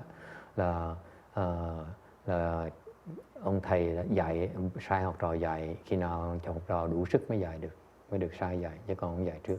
He's too young. He doesn't quite understand yet. So he should be practicing, cultivating, instead of having to worry about temple. Nên tội ông á. Cái tâm ông là tâm người tốt. You know? Đáng lý là ông phải tu chứ nên mở cái chùa nó hơi sớm một tí. It's premature. Many monks are like that. They teach prematurely. Mấy người đạo sư dạy sớm quá. Okay.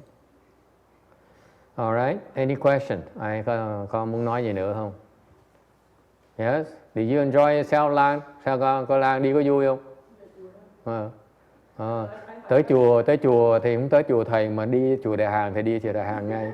Since Lan doesn't go to my temple that often, but when we go to Korean temple, she's there. A lot of people actually, even like there is a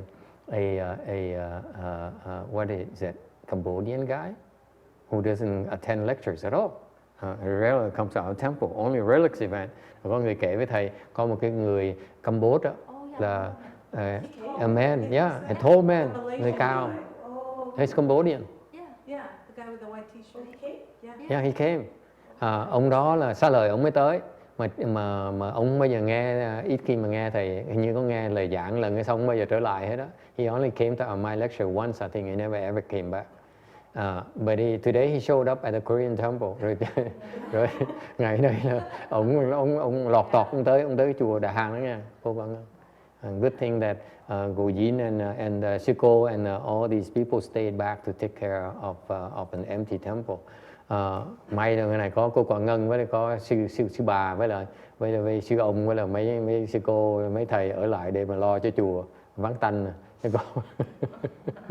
Ai cũng bỏ đi chơi hết. We all went over there and have a experience the Korean culture, huh? Yes. Okay. Well, I think it was kind of nice to go over and see how the rest of the world lives. Nhiều khi mình đi để mở cái tầm mắt mình ra, mình coi là người ta tu hành ra sao. You know. Yes, sir. Maybe you should give a lecture at that temple occasionally. I think you'd lecture to it. If they invite us back, yeah, absolutely. I have feeling that a lot of people there want to learn meditation. We can come back and teach meditation. It's not a problem. Okay. Có nhiều người nói là hỏi tin tức mình, với là muốn thầy nói nếu mà họ mời mình là về dạy pháp, nói pháp hoặc là dạy thiền, chúng ta sẽ tới. We help. We're not worried. Yeah. But then, Master, I have a question. Yes. Third question. Fourth. But then the way we teach maybe will conflict with No. how they No. address their believers. I don't even worry about that anymore. Because they please them and then it's the opposite. That's the one thing that người hỏi là nếu mình tới mình dạy phương pháp thiền mình khác người ta thì sao? Tôi nói vấn đề khác phương pháp không phải là quan trọng. It doesn't matter we're different. What matters when he teaches whether they really want to learn or not. Cái quan trọng nhất là không phải khác. Quan trọng là người ta có thực sự muốn học hay là không. Why are they learning? Tại sao học để làm cái gì? Why we want to learn? That's what you want to find out. Today is casual thing, and we talked about it, and it's just an introduction. You know? But what is different? Khác biệt ở chỗ đó, okay, is that we not try to impress. Chúng tôi không có làm lòe người ta. We're very casual the whole thing. Mình nói chuyện chơi vậy thôi. It's very casual. It's no threat to him. You see? Ngồi bên cạnh ổng á, we're not trying to impress him. We're not trying to overpower him even. It's like you look at us, okay? It's like equal. Quý vị thấy không? Cái ghế là ngồi hai người ngồi bên song song với nhau á, thì thầy với ổng là giống nhau. He's an abbot and I'm just a guest speaker. That's all. Okay? So it's the spirit we operate on is to share what we have. Cái thái độ mình có với mình chia sẻ chứ không phải là mình muốn we're not trying to convert them to our chant, our brand of Buddhism. Chúng tôi hoàn toàn không khoe khoang, hoàn toàn không cố gắng thuyết phục người ta là theo đường mình. Okay? We're there to do what? Tới đó là làm gì thưa quý vị? For fun, để cho vui. What else? That's my goal. Mục tiêu thầy chỉ thôi.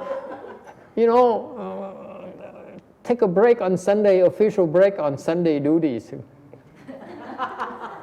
Cái cơ hội để mình viện cớ là Chủ nhật thay mình làm việc á, mình giao công lại cho tụi nó xong mình đi chơi. And then I bring a bunch of people with me because we all have the same goal. Những người đi cùng mục tiêu với nhau. Hey, let's go have fun, right? Right, Tex? You're not there to learn. Are you kidding me? You can't convince you're there to learn. Thầy tiên chắc chắn quý vị tới đó là vui chơi chứ không có chuyện mà học hỏi gì hết đó. Yeah, me too. I want to see the Koreans, the kinds that go to the temple on Sundays for 2 hours.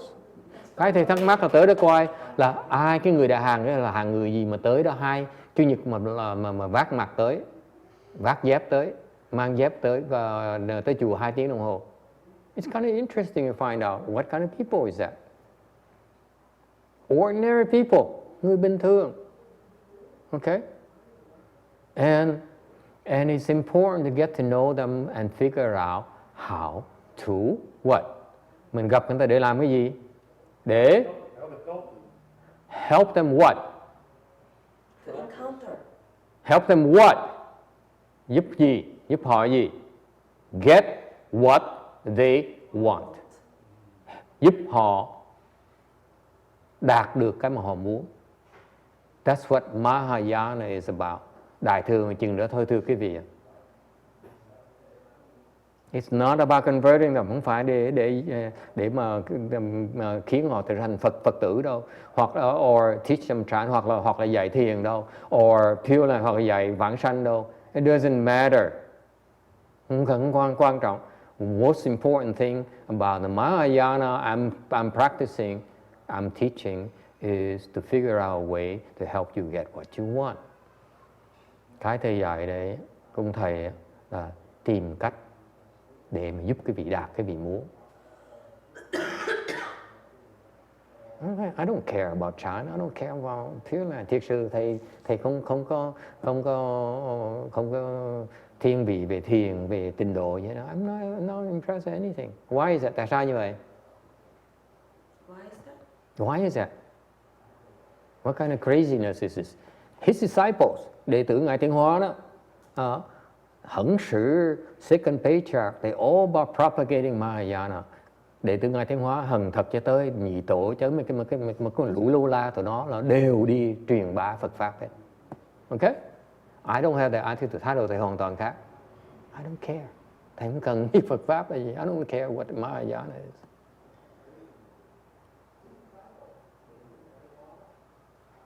My Mahayana is different from theirs. Cái Phật Pháp mà thầy dạy nó khác Phật Pháp của họ. It's different from the CTTB. Nó khác của Phạn Bậc Thành. I'll tell you that right now. It's different. They're there to propagate Mahayana. Họ đi làm để quý vị biết về Đại Thừa, quý vị tin tưởng Đại Thừa. They do it in order for you to know about Mahayana and believe in Mahayana. I don't do that. Thầy không làm chuyện đó. None of my business. Không phải chuyện của thầy. It's the Hận business. Cái đó là tụi Hằng nó làm chuyện đó. Thầy không làm chuyện đó. I don't do that. Not of my business. I'm not a Hận. I don't have to do that. Thầy đâu phải là Hằng đâu. Đâu phải công tác của thầy đâu. Phải không Quả Ngân? Mình là quả, không phải là Hằng. Rồi Yin I are Gỗ. We are not Hận. Hận is, you know, go propagate Mahayana. Chuyện Đại Thừa đi. Teach Mahayana. Go dạy Đại Thừa đi. I don't teach Mahayana. I teach to have fun. Thầy dạy cho vui.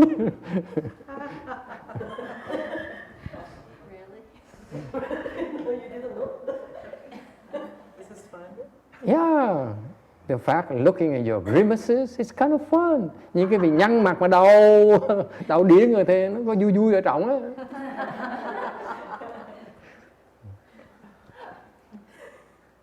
My focus in teaching is to help you get what you want, not what I want. Cái thầy dạy là thầy muốn tìm cách giúp quý vị đạt cái quý vị muốn, nhưng không phải thầy muốn đâu. All I want is a red car, by the way. Thầy chỉ xin chiếc xe đỏ thôi, ok? Other than that, I want nothing else. Thầy không cần gì hết, chỉ cần chiếc xe đỏ thôi, Quả Ngân à. Khi nào mà con thành tỷ phú, ngày mai mình thành tỷ phú đó nha. Ngày mai thành tỷ phú nhớ cho thầy chiếc xe đỏ. If you become a billionaire tomorrow, please remember me. All I ask is a red car from each one of you. Thầy chỉ xin một xe đỏ, một quý vị, mỗi người cho thầy một chiếc xe đỏ, thầy mình đầy hạnh phúc rồi. I'm very simple dreams. Cái mộng thầy rất là bình thường. Ok? Cái cô trẻ nhớ nghe. Hey, that young woman. Cái cô trẻ nhớ nghe. Khi mà có tiền. Trẻ ra. Không. Nó trẻ ra. Càng ngày nó khỏe ra. Cái trẻ là không phải cái nét không mà cái sức nó phát ra nữa. Cái trẻ là từ cái đó trong cái tủy mà nó phát ra. Bà càng ngày bà càng khỏe ra. Tới chùa càng khỏe. I notice she's getting younger because she has more energy. You notice that? Yeah. Okay. So anyway, why is that? Tại sao vậy? Why is that? Would you like to know why I'm doing this? Quý vị biết tại sao thầy làm vậy không? Yeah. Why? Would you like to know? Yes. Why? Huh? Why? Why that my goal as a monk is not, I really, if you learn Chan, you don't learn Chan, I can't care less. Okay? You go to the Pure Land, it's your business. Cái gì vãng sanh không vãng sanh, không phải chuyện của thầy. Okay? So why? Because it's free class. Yeah, you're not paying me. What do I care? Thầy đâu có làm tiền đâu. Thầy lo làm cái gì? If is my business, I say, I charge you membership. Như thầy nói bây giờ quý vị tới chùa thầy, mình có cái club. Okay? Mỗi tháng quý vị đóng bao nhiêu tiền đó. Every month, for membership privileges, you pay so much per month. And I give you free lunch. And mỗi tháng là quý vị đóng tiền hụi đó, đóng tiền gì đó, membership, đóng tiền hội đó, thì thầy sẽ cho quý vị đồ ăn trưa chay nè, miễn phí nè, and every now and then I bring you a Korean temple to a Thai temple, dẫn quý vị tới chùa Đại Hàn chơi nè, tới chùa Thái chơi nè. Is it worth the membership? Of course. Then I'm after something. But I'm doing it for free. Thầy làm chuyện miễn phí. You can't expect me to, I don't owe you anything. Thầy không nợ cái gì hết đó. That's the first thing. Okay, let's be clear about it. I owe you nothing.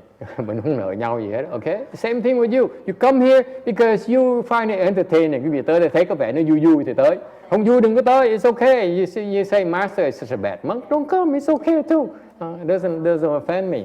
Có người nói ông thầy này ác, của ông thầy này vô ơn bạc nghĩa, bất hiếu quá trời, đừng không thèm chơi nữa. Thì đừng tới làm sao? Thầy không có giận, không có phiền, không có phiền kệ người ta. Okay. You upset at me, it's your problem. You think I'm a bad monk, it's your problem. I'm a bad monk, so be it. Okay. Now, then why? So what's the fun in doing this? Sao nó vui ở chỗ nào? The fun is in a challenge of figuring out a way to help you get what you want. Cái khó là mình tìm cách mà giúp quý vị đạt quý vị muốn. Okay? Why? Tại sao như vậy? It's hard. Nó rất khó, không phải dễ đâu. Because you're very greedy. Tại quý vị tham dễ sợ lắm. Yes? Agree?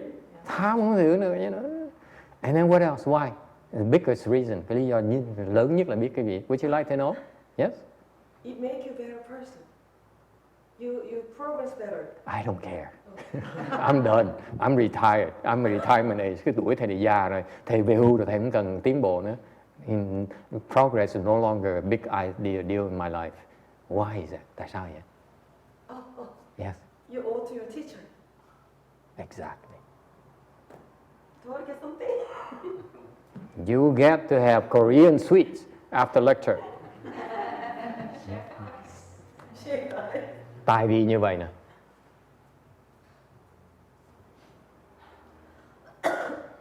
Thầy của thầy dạy thầy như vậy thôi. That's how he taught me. My relationship with him is about he teaches me what to do to get what I want. Ngài Thiên Hóa tuyệt vời thưa quý vị. Ngài dạy thầy, tất cả Ngài dạy thầy với cái mục tiêu là để thầy được cái thầy muốn, chứ không phải Ngài muốn. He want nothing out of me. Zilch. Không đòi một cái gì hết. He never asked me for anything the entire time. Không bao giờ đòi thầy một cái gì hết. Không bao giờ. Never. Everything he asked me to do, told me to do, is for me. Tất cả mà Ngài Thiên Hóa bắt thầy làm để làm lợi cho thầy hết. All to benefit me. I really admire that. Thầy phục cái đó dễ sợ. It's the only man I know who's like that. Cái người duy nhất trong cuộc đời thầy mà thầy thấy như vậy. Thầy chưa bao giờ gặp ai như vậy. I never met anyone like that. I will never be able to match that. Thầy không bao giờ làm được như vậy. I tell you that right now. I cannot do that. Thầy không thể nào làm được. Okay? Because sometimes it's fun to take advantage of people. No? Tại nhiều khi mình lợi dụng người ta vui chứ. Yes? Anyone? Don't you like to take advantage of people a little bit? Every now and then? Nhiều khi mình lợi dụng người ta nó thú vị hơn nha. Yes? If they think that you are so easy and you're so kind, you're all good, it's so boring. They will take advantage of you. Nếu mà họ nghĩ rằng mình chỉ muốn giúp người ta là chắc chắn người ta sẽ lợi dụng mình. Thằng thầy chủ trương thầy, I will take advantage of people. That's my goal. But that you don't know. Để quý vị không biết được. That's challenging. Khó dễ sợ lắm. Anyway, that's a personal thing. This is the only man I know, okay, that he treated me the way he treated me. I have the utmost respect for this kind of person. Cách mà ông này đối với thầy, đối đãi với thầy 20 năm qua đó, thầy phục sát đất. It's incredible, man. So I find it challenging to try to be like that. Knowing full well I will fall short. Thành ra cuộc đời thầy còn 20 năm nữa. I have 20 years left that I committed to him. Okay? That I will try my best. Knowing full well I will fall short. Thành 20 năm để coi thử mình có làm nổi như ông. Mà làm được, mình biết chắc chắn 20 năm sau mình làm không nổi đâu. Thầy biết làm không nổi. Mà vẫn làm như thường. I still do it. Because that's the best way for him, for me, to show his disciples that's what his Dharma is about. Đó là cách mà thầy, sự cống hiến của thầy đối với Ngài Tiến Hóa để cho những người đệ tử khác của thầy Ngài Tiến Hóa hiểu được như vậy. Cái pháp Ngài Tiến Hóa là như vậy, chứ không phải là cái vạn vật thành, nó không phải mấy cái đồ lắc nhắc như vậy đâu. It's Dharma. It's just that. It's not the GTTB. It's not about Mahayana. It's not about anything. It's about giving of yourself to help others get what they want. That's what Mahayana is, the essence of Mahayana that he brought to this country. Cái đại thừa mà Ngài Tiến Hóa đem qua xứ Mỹ này á, mà Ngài trong cái thể chất của Ngài Tiến Hóa là mình cố gắng hết sức của mình để giúp người ta đạt người ta muốn. Cái đó là đại thừa. Chứ không phải thiền, chứ không phải là vào nguyện thành, chứ không phải là người sư, không phải là người ni. It's not the monk, it's not the nuns. It's about getting living beings, helping living beings get what they want. Cái pháp đại thừa Ngài Tiến Hóa đem qua đây là giúp tất cả chúng sanh đạt cái người ta muốn. That's why people come and want to hurt us, let them. Thành ra họ người tới chùa muốn hại mình, kệ cho nó hại. It's okay. They want to help, by all means, please do. Người muốn tới giúp, cảm ơn nhiều lắm. You see that? That's the kind of Mahayana that he represents. Cái đó là cái đại thừa trong cái thể chất của cái Ngài Tiến Hóa đó.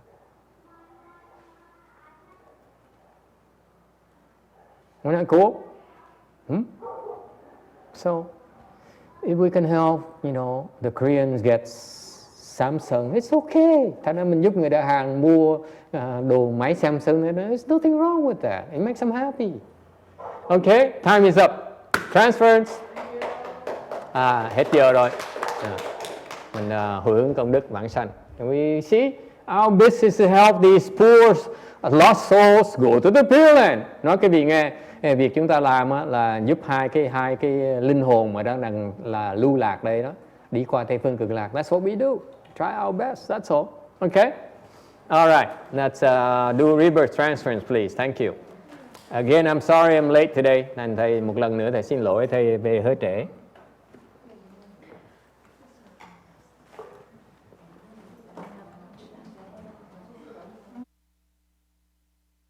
Sư không không chỉ sư sở, sở hiện sinh sư y phu ru sư, sở lý sư, sư chủ pháp không xiang bu sanh bu miên, bu cầu bu chính bu增bu见, sư gu không trong vô sở, vô sở hiện sinh sư.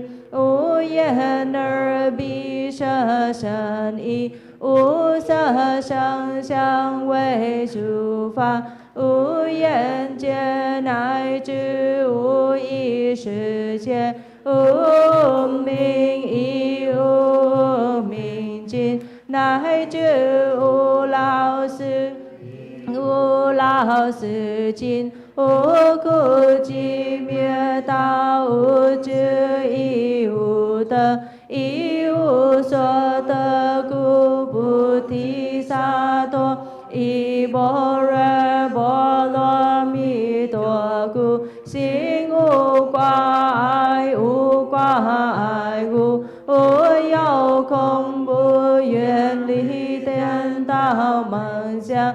究竟涅槃三世诸佛，依般若波罗蜜多故，得阿耨多罗三藐三菩提。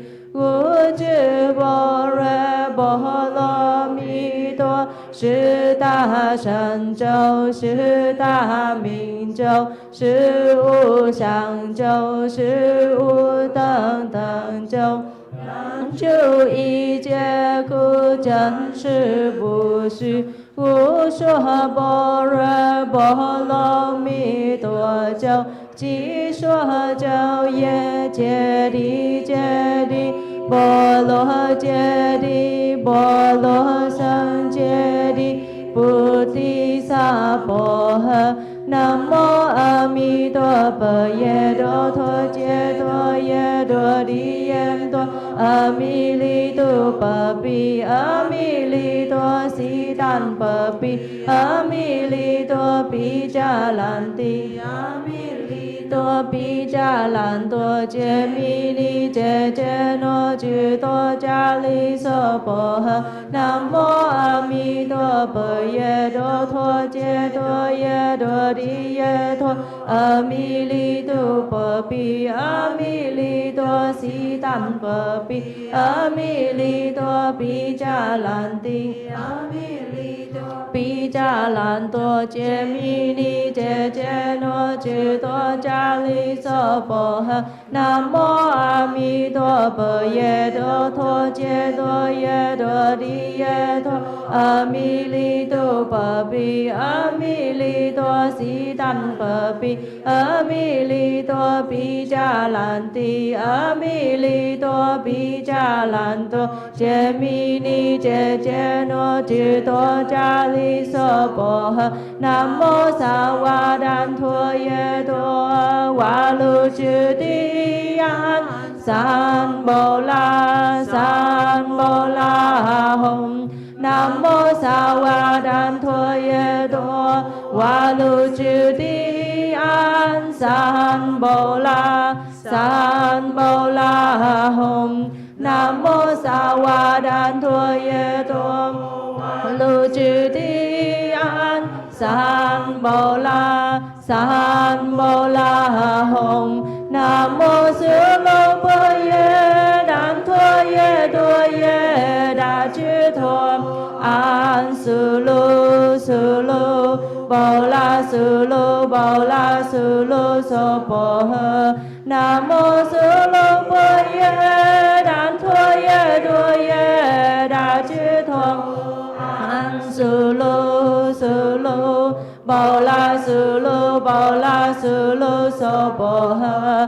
Nam mô Sư Lô Bồ Ye Đan Thua Ye Đô Ye Đa Chư Thô An Sư Lô Bồ La Sư Lô So Bồ Hơ. A Han Ye Ye Nang San Bồ Wa Phá Sư La Hồng. A Han Ye Ye Nang San Bồ Wa Phá Sư La Hồng. A Han Ye Ye Nang San Bồ Wa Phá Sư La Hồng. Liên chư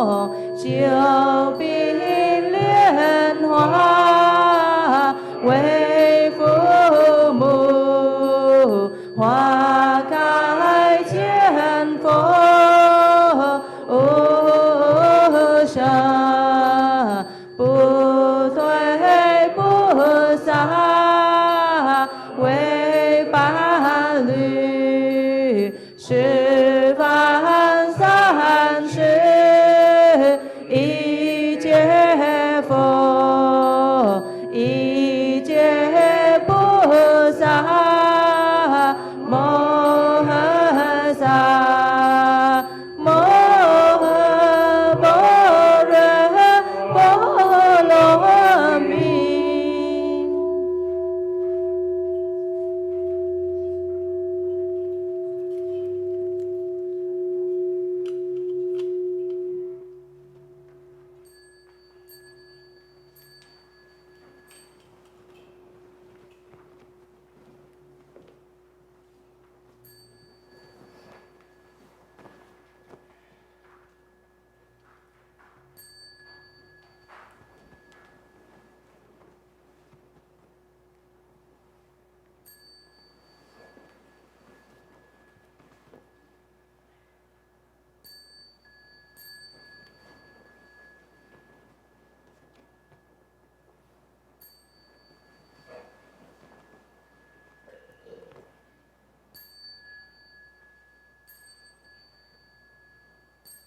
顶礼婆舍利。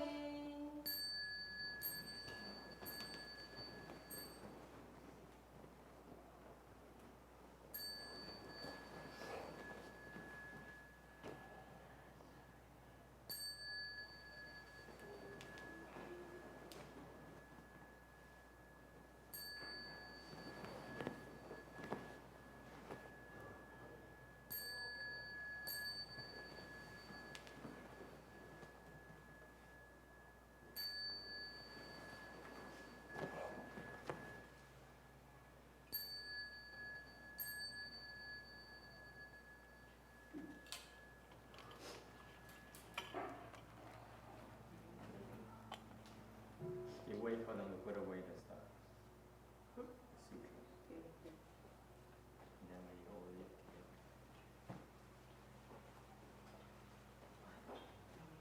Put away the sutra.